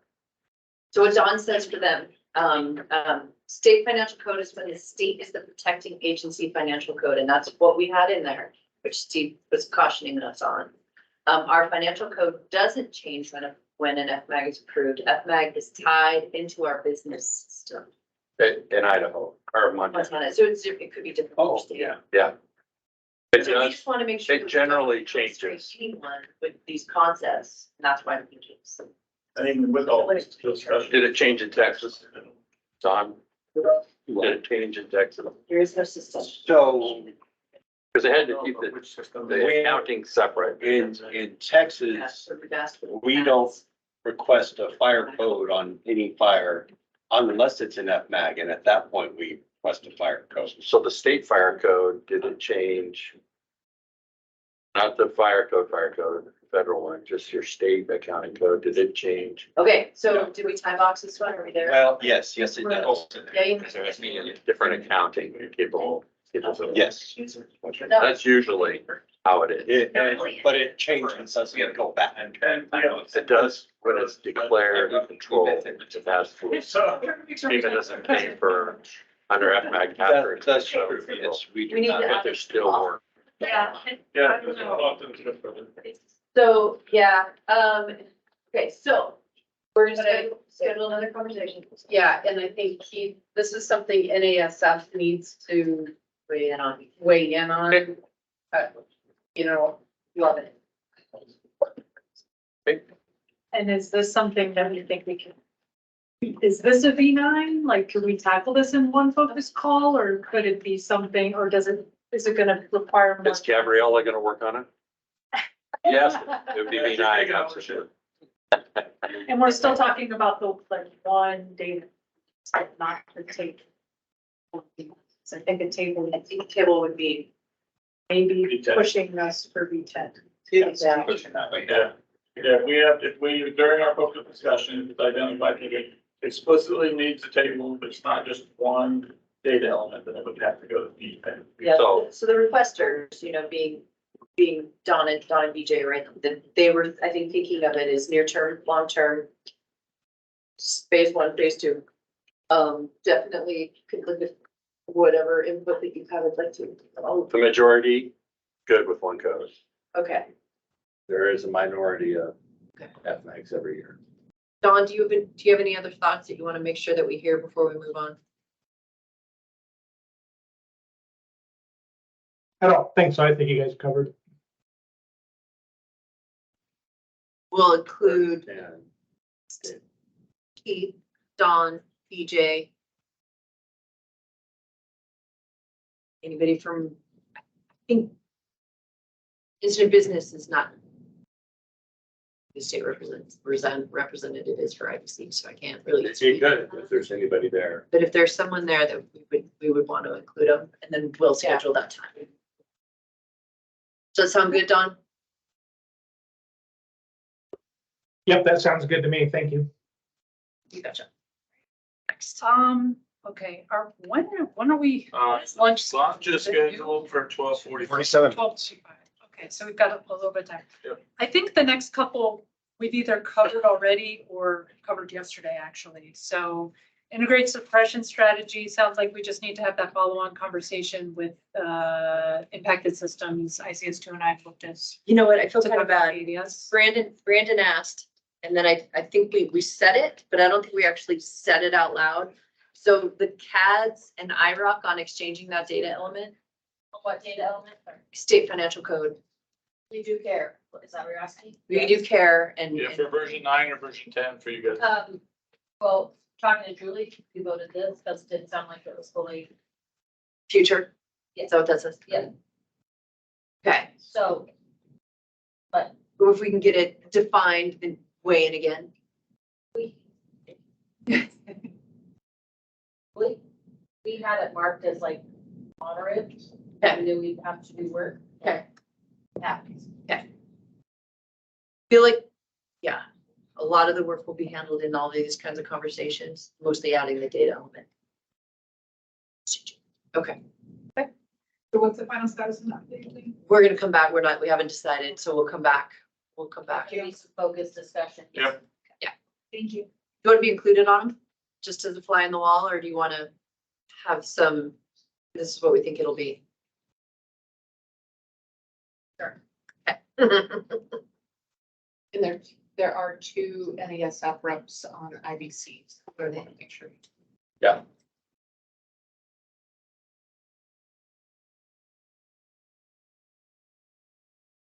Kelly Reeves. She's not with DFS anymore. Okay. And then the other one they have is Brenda Evans. Which state? South Dakota? Okay. So not, EVEN. Sorry, EVEN. Yeah, Brenda EVE. Thank you, because I did have a name. Okay, sorry. You did a quick go back, Mary. so not Reeves then. Probably not. So integrated suppression strategy, I think we can just move on because we already talked about it. Yep. Edge connection for frequencies, we talked about it yesterday. I think maybe the only thing, and I'm looking at David because I don't know if we want to go there, if we want to just have a sidebar about the structure of frequencies. I think it's important. I don't want to rush through it because people are starting to get hungry. Break for lunch early. Come back. We do have some additional time to you guys because we did the website. I mean, yes, I mean, it's just a structure of Yeah, pulling out the It's just the tones. pulling out the tones. We did, it was mentioned Yeah. yesterday. So that's the only difference, right? Right now we have frequencies as a single table. We want to pull out tones to, And then you would assign tones with a frequency and an incident frequency relationship. So rather than having a million frequencies, you could just pick one frequency and what you're going. So, and Elise has her hand raised. Well, I think we were talking a little bit about frequencies yesterday. Yes. And I think some of this could tie into, we're talking about frequencies being a new catalog. Yep. And there's a lot of work with that. And so, in my opinion, it's not V9. We start working towards it for V10, but it's not this year. Yeah, I think, yeah, that's a good point. So we have frequencies right now as like initial attack frequencies in the table, and people assign those to incidents, and they're independent of like resource catalog items. They aren't on a capability request, but we know that for extended attack, those things do exist, and actually they're already exchanged in IRWIN as aircraft. There is work, identified to pull those back out potentially as frequencies, but that is a big lift, and I think probably requires a lot of coordination between IRWIN, IROC, and the CADs to make sure that we're going live with those at the same time, that we're have to do a lot of data cleanup to kind of untangle that. And I think that probably would make sense for us to definitely have on the roadmap for V10 separately. So initial attack frequencies, pulling out the tones in the frequency table separately. Something we're going to tackle in V9. Resource catalog stuff, V10. So say the V9 again, the portion of V9. So we have a frequencies table, not considered resources, where we're pulling out tones into a separate table. You would assign a tone to an incident frequency relationship along with the frequency. It's just a slight tweak to how we have it organized so that you don't have a million of the same types of frequencies with just a slightly different tone. I think it's only Cal Fire. It's probably like how Fire is using it, so, but for folks that are In gonna be future. in the future integrated, it's a slightly different schema, same data. As far as ordering on a capability request, we are not gonna tackle that in. It sounds like we just need a lot more, coordination, so and we're gonna. Phase 1 V9. So frequencies as a separate table of a frequency API. It's not in the business plan, or are we missing it? As far as the breakout for Right. 1 and 2, what it is. you guys are doing. Yeah. Yeah. So let's get that for you. Scrolling. Yeah, I don't think that the resource stuff was called out separately on that, so we can just call that out as say resource catalog to frequencies from aircraft would be 10. But changing frequency API. V9. And the inventory? Which one? So being able to read the service from edge. The system Oh. being able to read the inventory. That's separate. That is separate. And when we kind of touched on that yesterday. So the inventory, I think, is key, is also a key piece. And I feel like we did talk about it yesterday, but that point of what like the systems would have to point to get the inventory and disconnect from their old table of frequencies to the new, that's not an IRWIN thing. But it's something that the systems need to be able to say, yes, we're comfortable doing that for V9 or we're not, right? So that's why I think it's really important the work that Dawn and Gabriella and Lauren are doing to just start briefing and updating and what that would look like. If it's just a URL, but there's some schema changes, right? Yeah, I mean, I think there's a lot of complexity to this and maybe we need to figure out if we can build a really nice, beautiful table like you had earlier, Mary, for. For how that's gonna connect. Yeah, because I think it's really easy to conflate a variety of issues here. And I think we actually need to break out each part of this and look at, what the implications are. In listening to Kim and some of the issues that she's having, it's like, my like really neophyte understanding of this data and the business and the work, right, is it just from listening to what she was describing, it just feels to me like we need to deconstruct a lot of this stuff and we need to build these parts and pieces that are reusable and then make sure that the systems know how to read all of those parts and pieces independently rather than this way we've concatenated everything into a single. Which we have, we've pulled it out. It's all separate, but yes. But I think there's even more than just the tone, that there's other No, I'm components talking of about it. the standard. I'm talking about breaking out Yeah. each field on its own. I'm talking about the. Well, I'm just- Yeah. There's just a lot of pieces to this. And so I think if you're good that, the initial attack frequencies are good, this other stuff, I think we still have a lot of work to do on finding out exactly what all of this means from a standard perspective, from a variety of perspectives. It just feels like there's a lot. So what I'm kind of hearing is initial attack frequencies that we have had in the current version. Is it like any updates we'd make to that would be V9, right? Most of what we see here on the screen is probably V10 or future. I'm asking actually if I'm hearing things correct. That's such a big future. You're gonna continue, and Cal Fire, this, we wouldn't change anything. You can continue to work as you're doing. You're already exchanging these. As far as. Here's my perspective. When the rest of the community is ready to jump on board, we're sending it out there. We're finding errors. We're working through little things. And it's kind of nice because it's like, it's not important because nobody's actually using the data. It's when people are actually doing. They're getting. Depending on it. They're getting to do your data quality assurance and control now. No, well, And and so when that's you what I'm actually doing. Google that, you're golden. It's really about IROC and the rest of the community of when we move forward. Yes, I would like to see it there because it would make things a lot easier in a lot of other aspects, i.e. the knee boards, things like that. Yeah. But beyond that,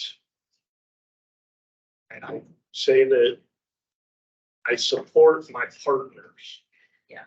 We support that. It's the timelines that we're looking at. That's what made. Yeah. We know the scope of what this could be. The whole catalog change. Whole catalog change. I'm with you. And then Julie has a really good point in here too, which she brings up frequently and want to make sure that everyone's hearing her is it really, does it make more sense to target the frequency connection for the calendar year rather than in March with the IRWIN reviews?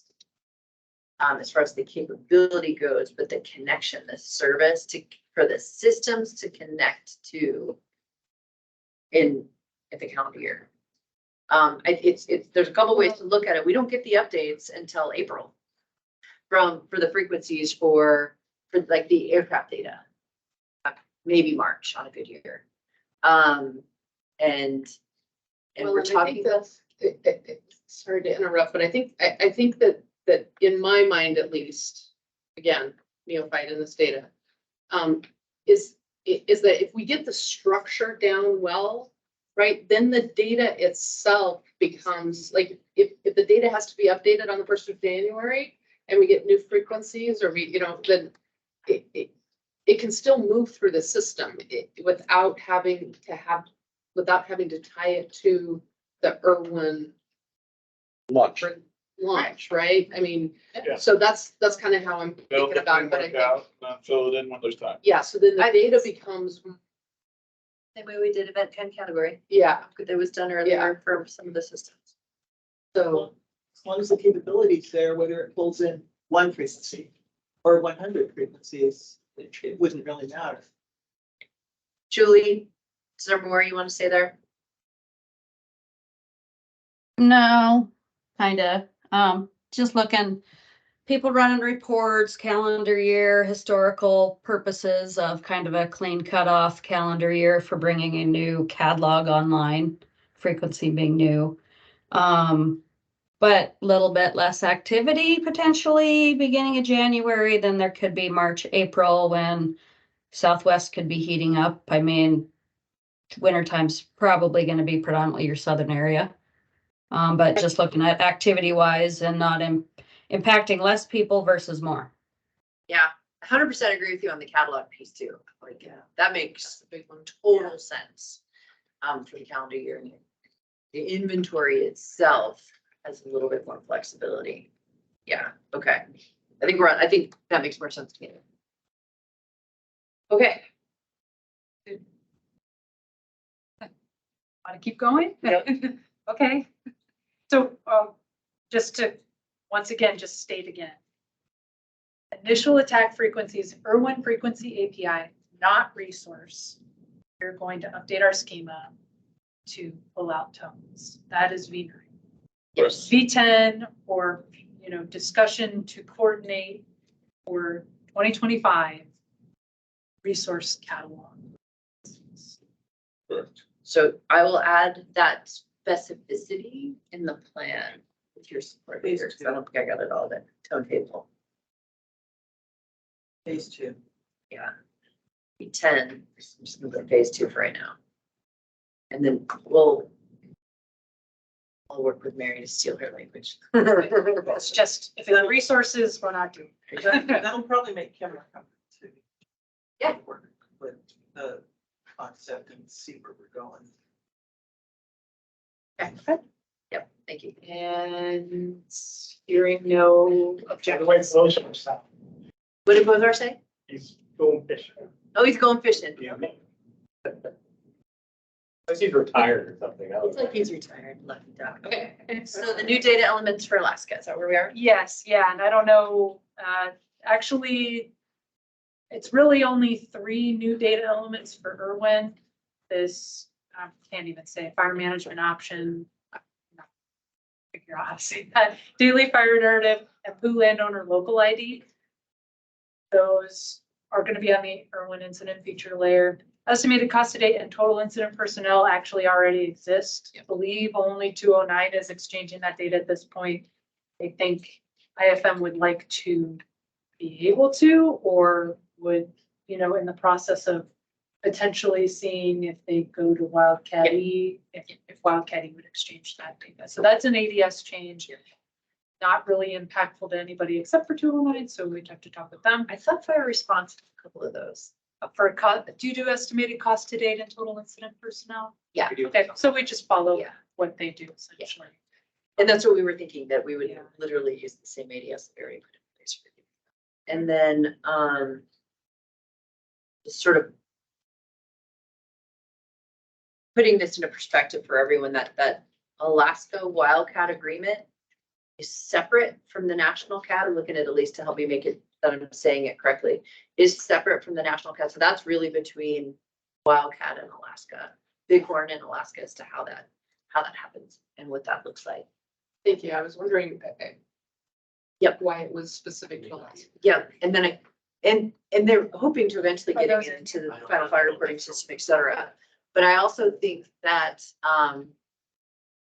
another one of those field dream things. There's this good information that could be exchanged there. There might be business need once other folks see it going that way to add it to the rest of the CADs within the national CAD. But it is separate. It's something that like our government team doesn't weigh in on all.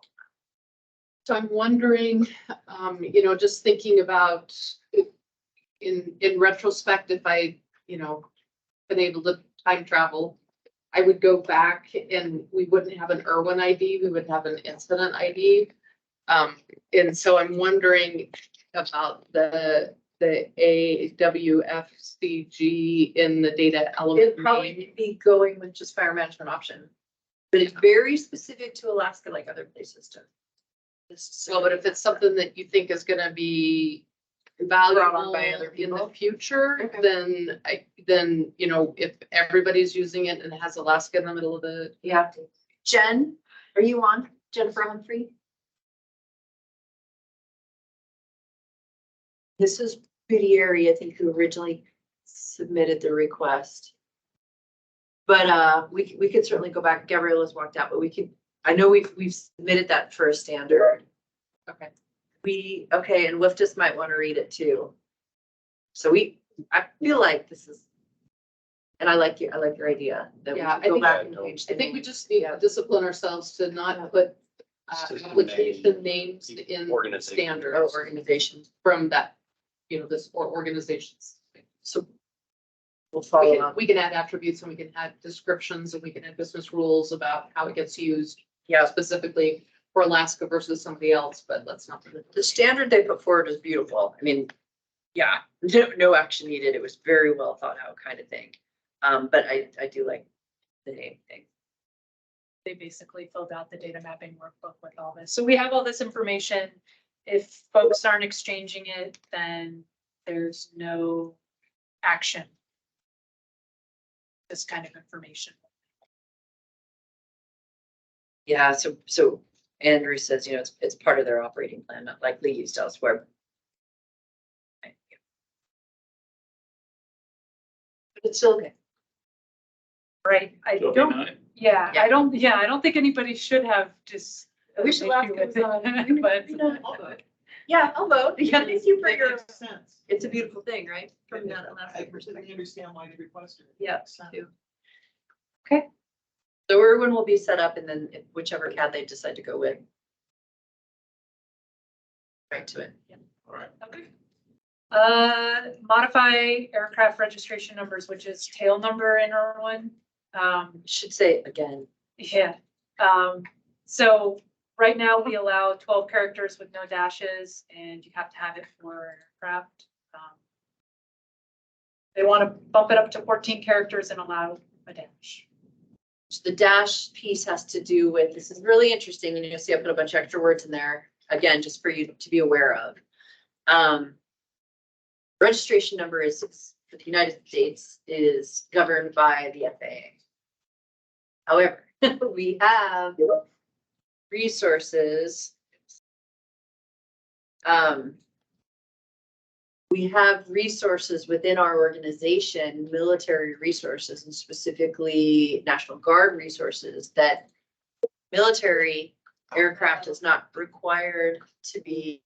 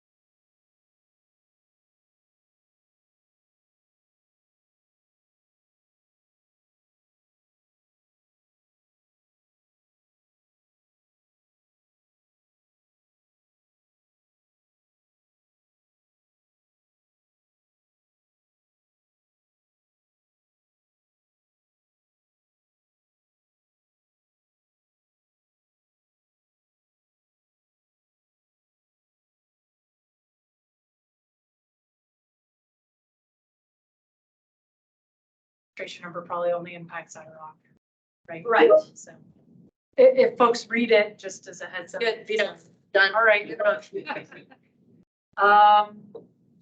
we want to keep going? We are back online. Okay, yeah. So for folks that maybe are online, we just approved that we would update the tail number validation. So anyways. I think the other thing that's weird is Irwin calls it tail number and IROC it's registration number, which is part of that conversation. So apples and oranges.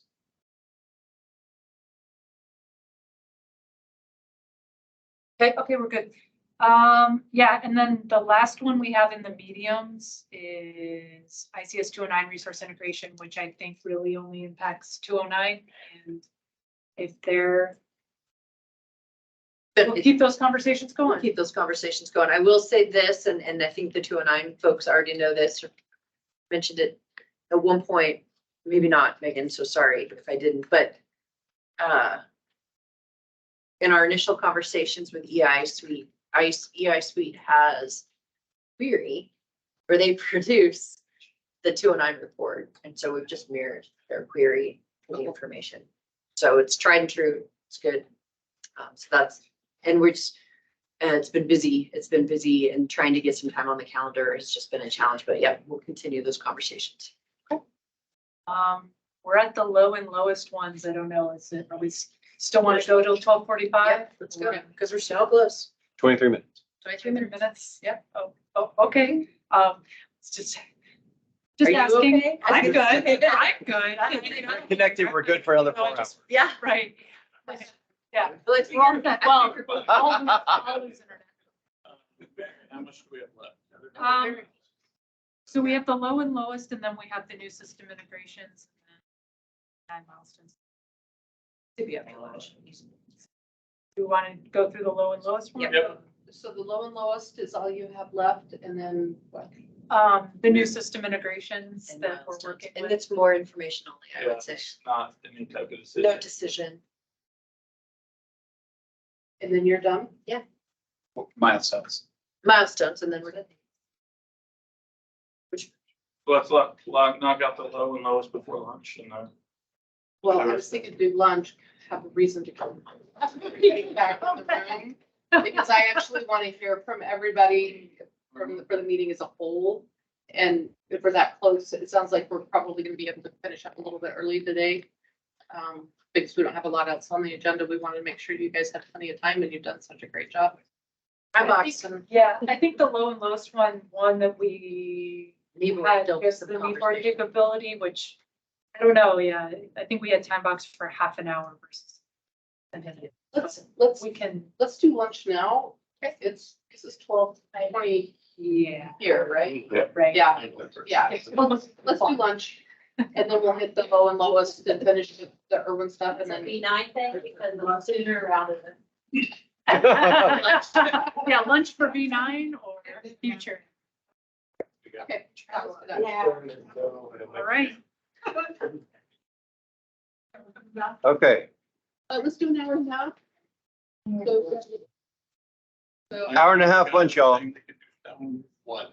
We have enough time to do this. Okay.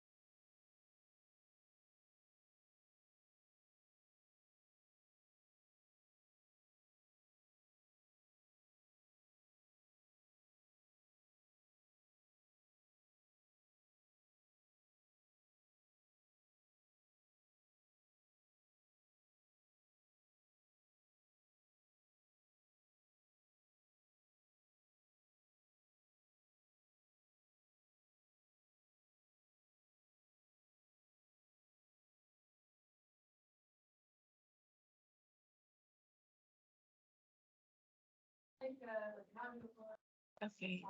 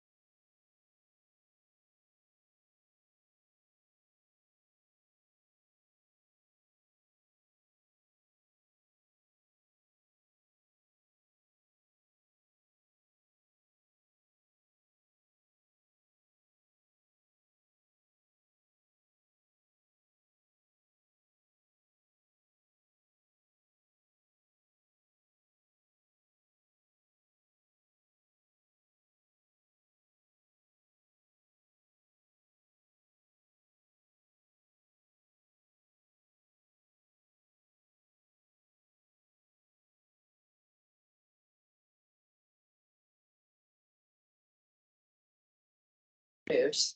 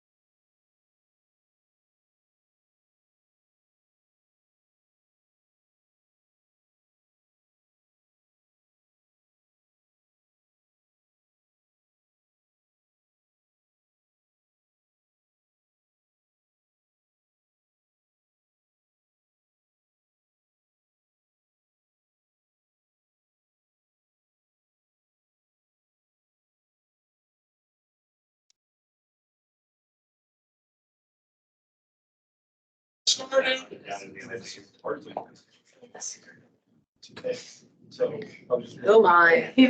What the four would be. Quickly share some. Does this belong? Get off my breath. Is this water bottle belong to anybody? Sitting next to it, but. Yeah, but it's not mine. It's not, okay, it's in the parking lot. Yeah. It's big. I say you put it right when you walk in. Oh, that's one. It's a growler. You put it in the break room. Yeah. They're probably gonna do a lot of push-ups. We don't even eat now when we got done. We used to have to do 1,000 if you left your chalk. 1,000? 1,000. You had all day to do it though. So you do it. It's still. Oh, yeah. I'd like to see the Sort of like- form. I'm trying to drive. It's still 1,000. Yeah.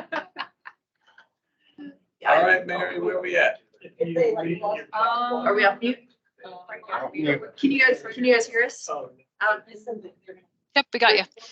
Thank you.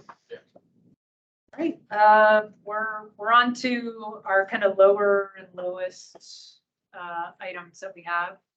So we'll start with position codes for non-overhead, and I think this was another one that was brought to our attention after the Spring Data Summit. It's one of those ones where we know that like IROC has codes for, like engines and aircraft and all that stuff. We don't have any of that currently. We only have the overhead position codes. So currently we have position codes as a capability type table field. It's specifically for overhead. This potentially, and I think this is the decision point, could be a new field where we store that data and then people can various what have you. So I think 209 might use it because I think 209 in development early on, it was kind of mirrored EI suite, and it also is, I think where we got them all from, at least still isn't back right now, but I think it was originally, those were pulled from EI suite. Is that ringing a bell, Gabriella? Without it all? Sorry. And I know that was one, we get to the dashboards, it's one dashboard that would utilize that. as well. Yes. But Julie, are you on? Yeah, she might have had to step away. Because we were thinking it came from a customer. And anyway, do we put them all together under item code? Do we separate out the position codes and the item codes? Item codes being, because the way the standard is written right now that NCSC is working on, the non-position overheads are item codes. And it's just as easy to combine them, or is it easy the best plan or the best plan? This is appropriate, right? Like to call it position code, but then fill it with item codes, it just gives you that data. and I think there was one concern raised from Marley with their program naming board hat on, Yeah. saying that there could potentially be duplicates because, you know, overhead have theirs well-defined and picked by one committee, and then item code might have that same 4-letter acronym for theirs. And never And we know don't want to because have a problem, exactly. So I don't know if this is a data management proposal or a data governance proposal versus an integration proposal that just happened at, because I think, like Mary said, it came out of the Spring Data Summit. I think it showed up after we did. Yeah. I know, yeah, we Yeah, did yeah. talk It's about like, it. oh, Yeah, we didn't talk about it. So, yeah. I don't remember that one on our list. No, I'm just kidding. This is a standard thing. That's what the intent was of the discussion, was to bring it, take what IROC did. Validate that it doesn't violate any of the existing rules and then turn it into its own standard for non-overhead stuff. And I thought that the conclusion was that it was gonna live, that standard was gonna live here. Here, Yes. I, And Mary, am I misspeaking, or is that? I remember that item code was brought up as like a separate, like, could be its own field and Yeah. just be a matter of that existing. Yeah, well, I think the reason too why DMC was because there were so many stewards. Equipment, aircraft, NCSC, position overhead, you know what I mean? There were so many with a vested interest. And quite a few applications I think ultimately have a need for the information. So these are codes for the non. Yeah, so for example, when Caesar, here we go. Well, I mean, I could show an example of what we have on. It's a great example. Yeah, exactly. ENG3 is, and then Tech 3. So like, we have our position codes and of course we just have for overhead. Okay. But like for actual people overhead, we've got these. And there was also some need behind it, and I don't want to speak for IRWIN, but because the operational name was so long, they started to use these item codes Well, yeah, I was gonna to say, not take up so much space. I know, we created a list in fire response. Kind of based on, the de facto type standard. Just for some of those codes, Exactly. So now we might. but there is, Yeah. because there was no There wasn't standard. a ton. It doesn't matter if they live under this position code or is it a separate data element that's item code, and just know that like kind of similar things, but the position code is very overhead focused and this item code is for items. So at least we're talking about, Oh, God, right away. I know, Position codes. yeah, get comfy, take But the, B9. I'm just kidding. Future. You are not helping. So we were talking about the position codes and the. I was about to say, at least you didn't raise no, but for anyway. And this, if it's really more of a standard and it falls with the standard, what we had in our list of should the community look at item code on its own or an item code and position code separate, but not for sure call item codes, position codes within the system. So these were all things that IROC implemented a year ago, right? Maybe even a little bit longer. Yeah. As far as like ENG3. Yeah. To use the example that Tim threw out for us. And the business need of really, it helped shorten the operational name for sure. Right. And just. It's easier for the user. And it's definitely easier for the user. So is this really about establishing a domain list of acronyms for these non-overhead? Which I think it's done. In essence, it's done. It's been established by IROC, and I think, like I said before, I think it was EI Suite originally came up with these. Correct. And then I think, and Megan would correct me if I'm wrong, I think EG or 209 uses them as well because they kind of followed the pattern. Yeah, we needed something. Yep, exactly. Megan says, I think it's gonna play into resource integration on the 209 side yet, but they will, she said. They don't use me yet, but they will. And so do you feel like you guys have a pretty comprehensive list? Yeah. Okay. Yeah. Yeah. I have notes from Julie because she couldn't make this after. Okay. So her thoughts were, and I don't know if it's the same because they just came in. She thinks position codes stay in one element. No need to break out overhead versus non. At the same topic? Yes. And we're a little afraid of referring to non-overhead as a position code because it's not a position. So is it? Well, it's not a position. A position is definitely overhead. So I mean, we have the resource kind cap standard, kind cap type standard. The code is on the type. Yep.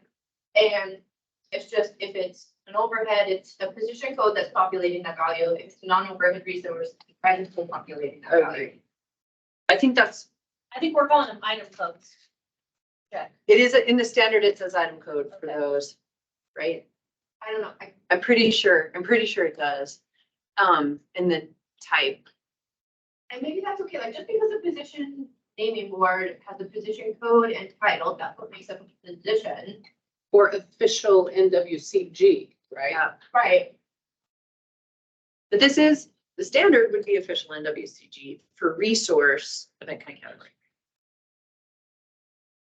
It was part of the work that NCSC did. Kathy Putin took a lot of that on, put them in there. So anyway. I think both Screw solutions are pretty Yeah. easy technically. Okay.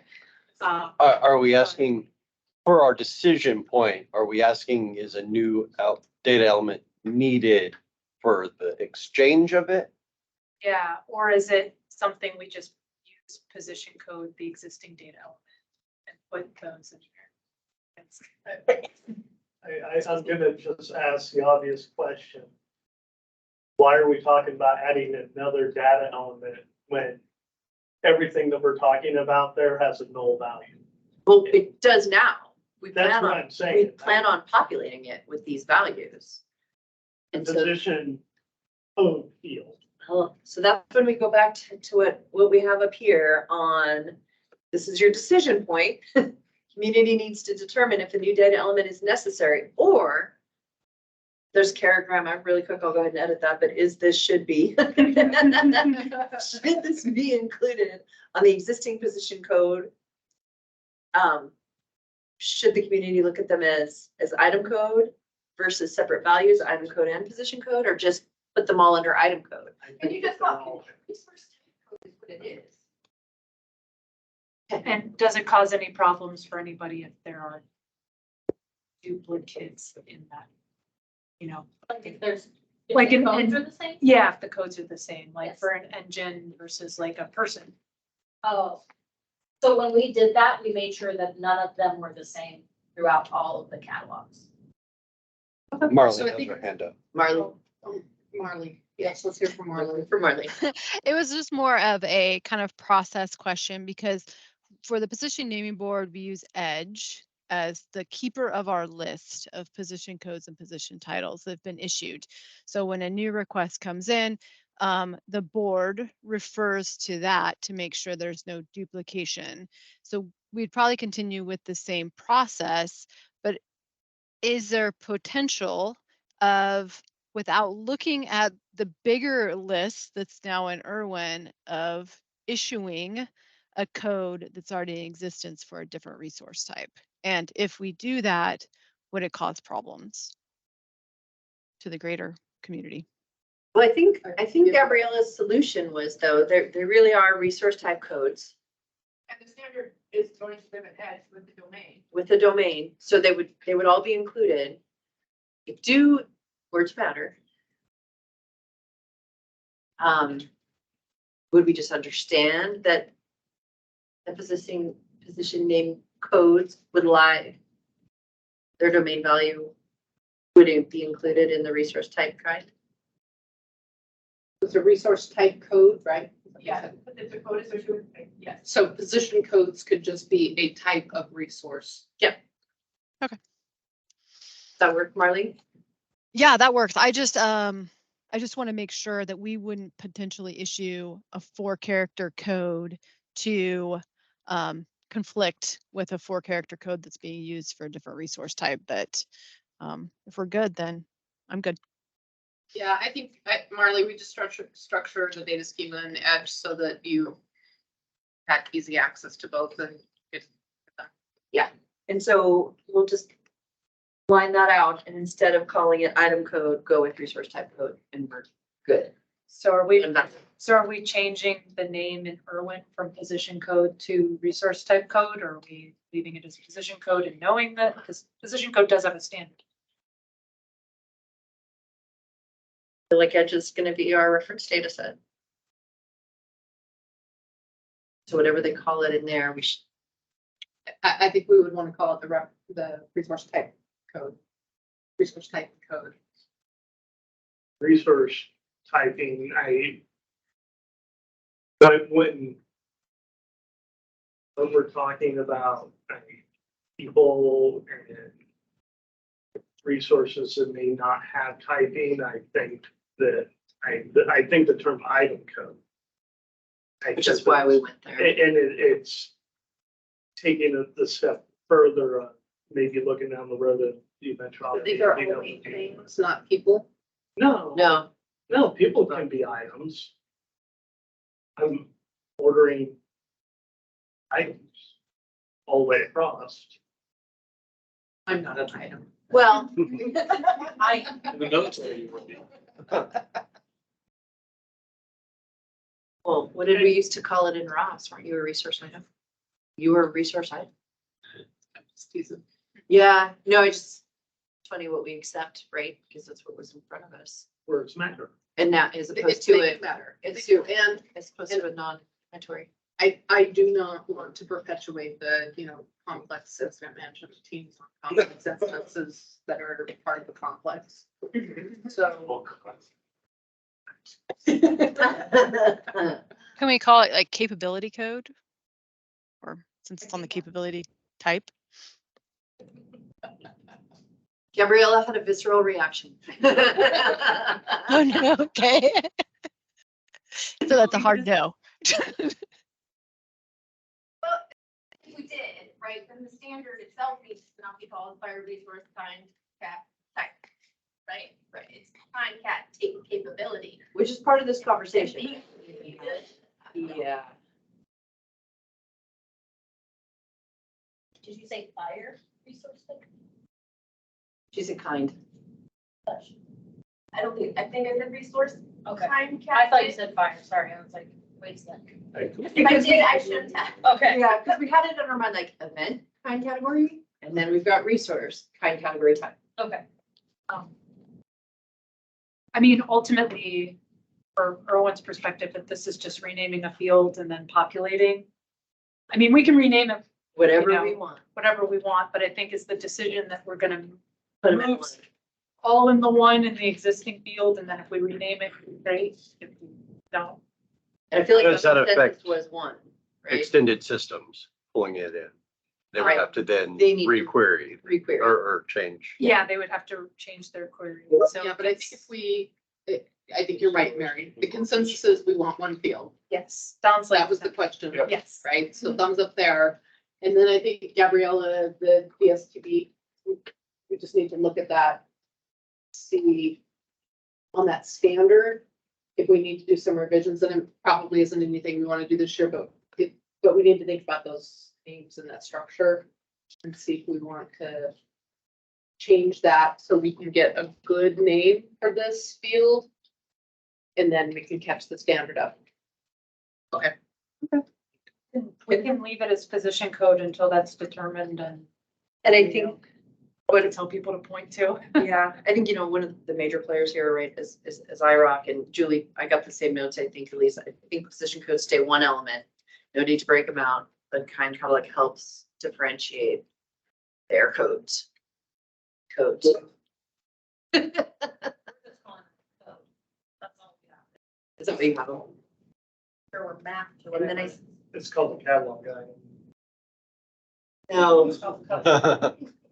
and then I think I saw something, Megan, resource and or position code. So I think these are all good suggestions. A bigger picture is one value. Maintained an edge. Maintained an edge, as the reference states. Right. And we're good. But we're gonna with steal that. from IROC because the work's already done. Yeah, just send us it, we'll just stick it in. Yeah, Julie has a beautiful spreadsheet. I think Julie has a really good. I feel like I've been given the spreadsheet already Yeah. at one point, but yeah, perfect. Okay. So the remaining items, do we want to just like leave neighbor capability for whatever remaining time we have left after we get these other ones done? Sure. Okay. All right. We already talked about. Yeah, we don't need to talk about apparatus number and identifier because we talked about that already, and it sounds like the standard's still under consideration. We'll circle back to knee board in a minute. Dashboard creation and updated unit ID fields real quick. Update of unit IDs to include country codes. I don't think we're doing that for version 9 because I think, and it's been brought up again. We've talked about it several times, but we just a lot of work and I don't think we've got the full direction, you know. So I believe almost all the systems have the country code because they follow the standard. Is that, they just don't display it to their users? IQCS does not. Is that, okay, thank you. I was gonna say, is that accurate? So IQCS does not. Xyrock, I was thinking we do. But display? You just don't display it, but you have it. Okay. Okay, and then I don't know if we have anybody on for fire code. Don't think so, only because some of the issues we ran into this summer had to do with that.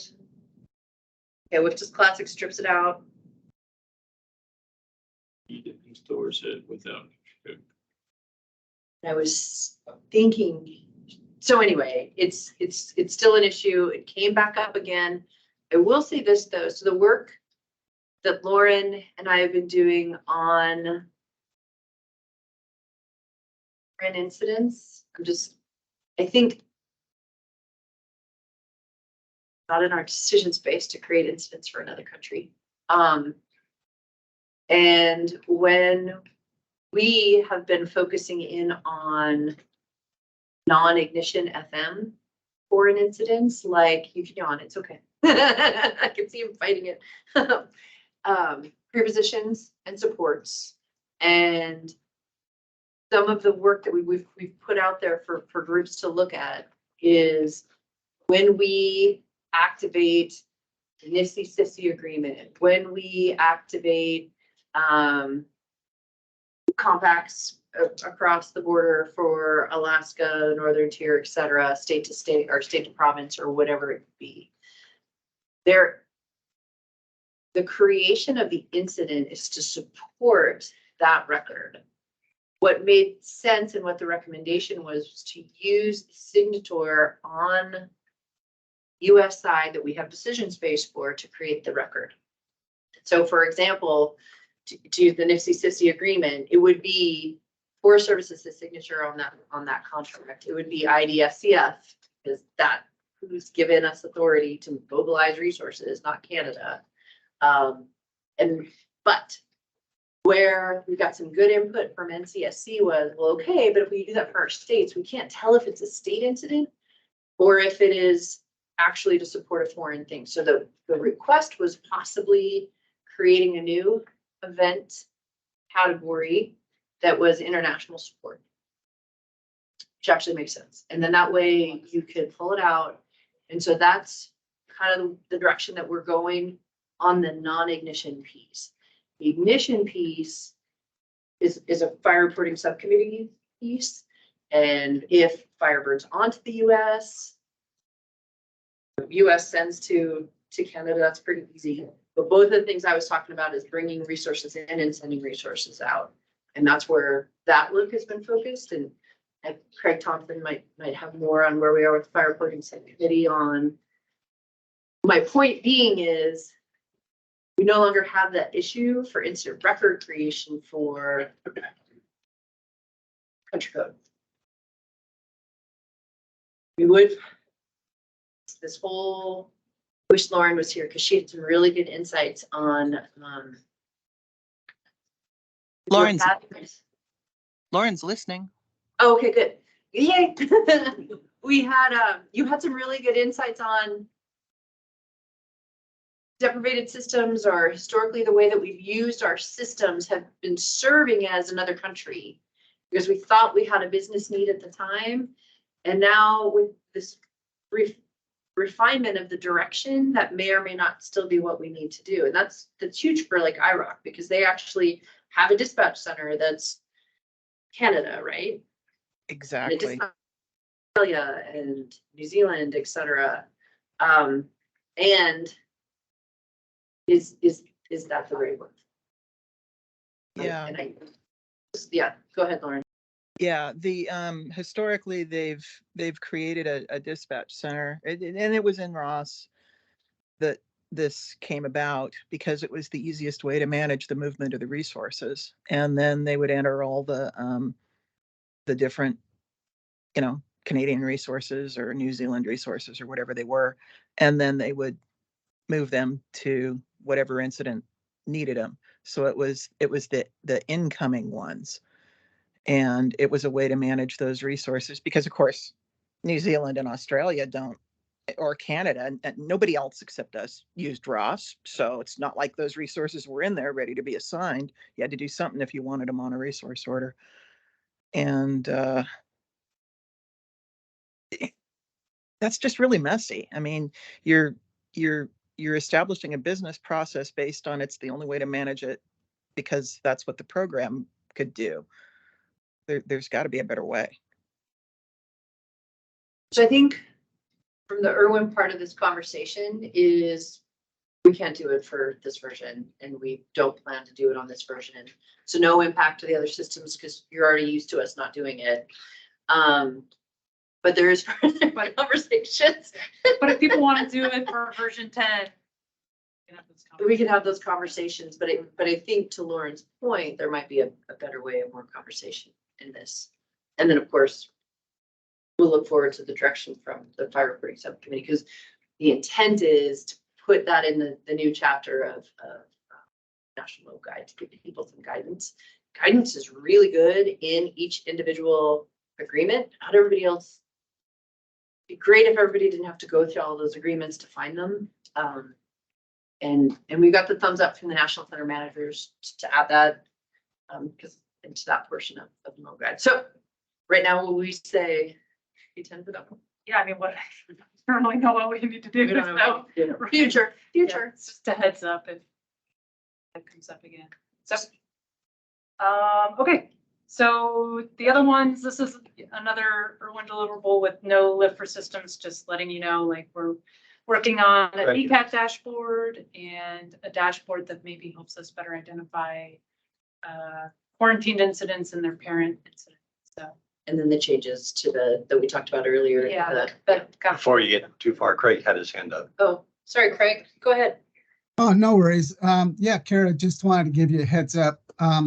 So yeah, the fire reporting subcommittee, we're just thinking that most of these incidences were the U.S. sent resources to Canada. Maybe agreements are being invoked through NIFC and the CIIFC or the Hands Across the Border Compacts. So we're feeling like those are the mechanisms used, and the authority to create those would likely be with the U.S. organizational unit, which is the signatory to those agreements. So our question to ourselves was, is there any conversations about these recommended business practices that do not come into or threaten the U.S.? We're going to be working with the National System Committee, see if we can provide some better guidelines. And we're investigating maybe developing an incident record data management standard. So this guidance will involve the event kind category, the landowner category, land unit, and protected unit. We're going to refer to the meeting transcripts that we had earlier with them. And we're making this a priority. But after the frequency data and organizational data is transitioned to Edge and depreciate the unit, IDX and the OIS, which is planned, I guess, for the IRWIN release in March. So that's where we stand. Okay, perfect. I think we're in lockstep. Feels good. Okay. So the only other thing I wanted to add on the DCAT was. What does DCAT stand for? That stands for Dispatch Cost Analysis Tool, previously known as FCAT. You already got that one. Yeah. Got it. Yeah, previously known as FCAT. And really who's been leading this effort has been the Rocky Mountain geographic area. And they had got some input that they wanted the name changed.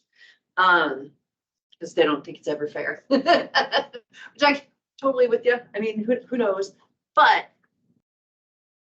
as far as supporting that dashboard until we integrate with services and supplies, there's no way that IRWIN can help on that piece. So that would be a future. And really, I think it's going in front of with it at some point soon. As far as is this IT development to meet this need for this DCAT, and how much of it can be done within this dashboard piece and not having to maintain and fund and manage a new application. Yeah. Yeah, it's been on the list for a couple of weeks. They ended up doing the training program, the practice training first. So it's next week. The ARB. No, this was for with it itself, for the agenda. Yeah. Program board. Yep. So, we'll circle back Very to analytical. the planning board, but just wanted to cover the new systems, and I thought there might be, well, I was looking for the training environment. On there. Yeah, that's what I was like, I don't see it, but, maybe I just passed it, but Should be on there. anyways, yeah, the new system integrations, we already talked about the LMS stuff, so we'll just kind of leave that there. We've been working with WFDIS Next Gen, and I think that they may be phased implementation or go beyond V9. I don't know if there's anything more we need to talk about with this Next Gen. I know that folks are on the phone. Yeah, whatever they might have to add. Yeah.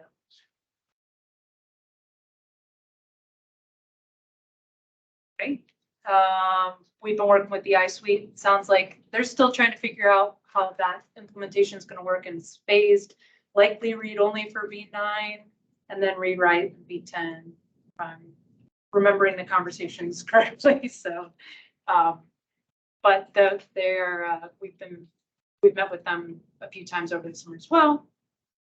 ESO, we've touched on that a little bit. That's kind of the ERS to ESO transition there. We have Wisconsin DNR CAD. So we've been talking with them.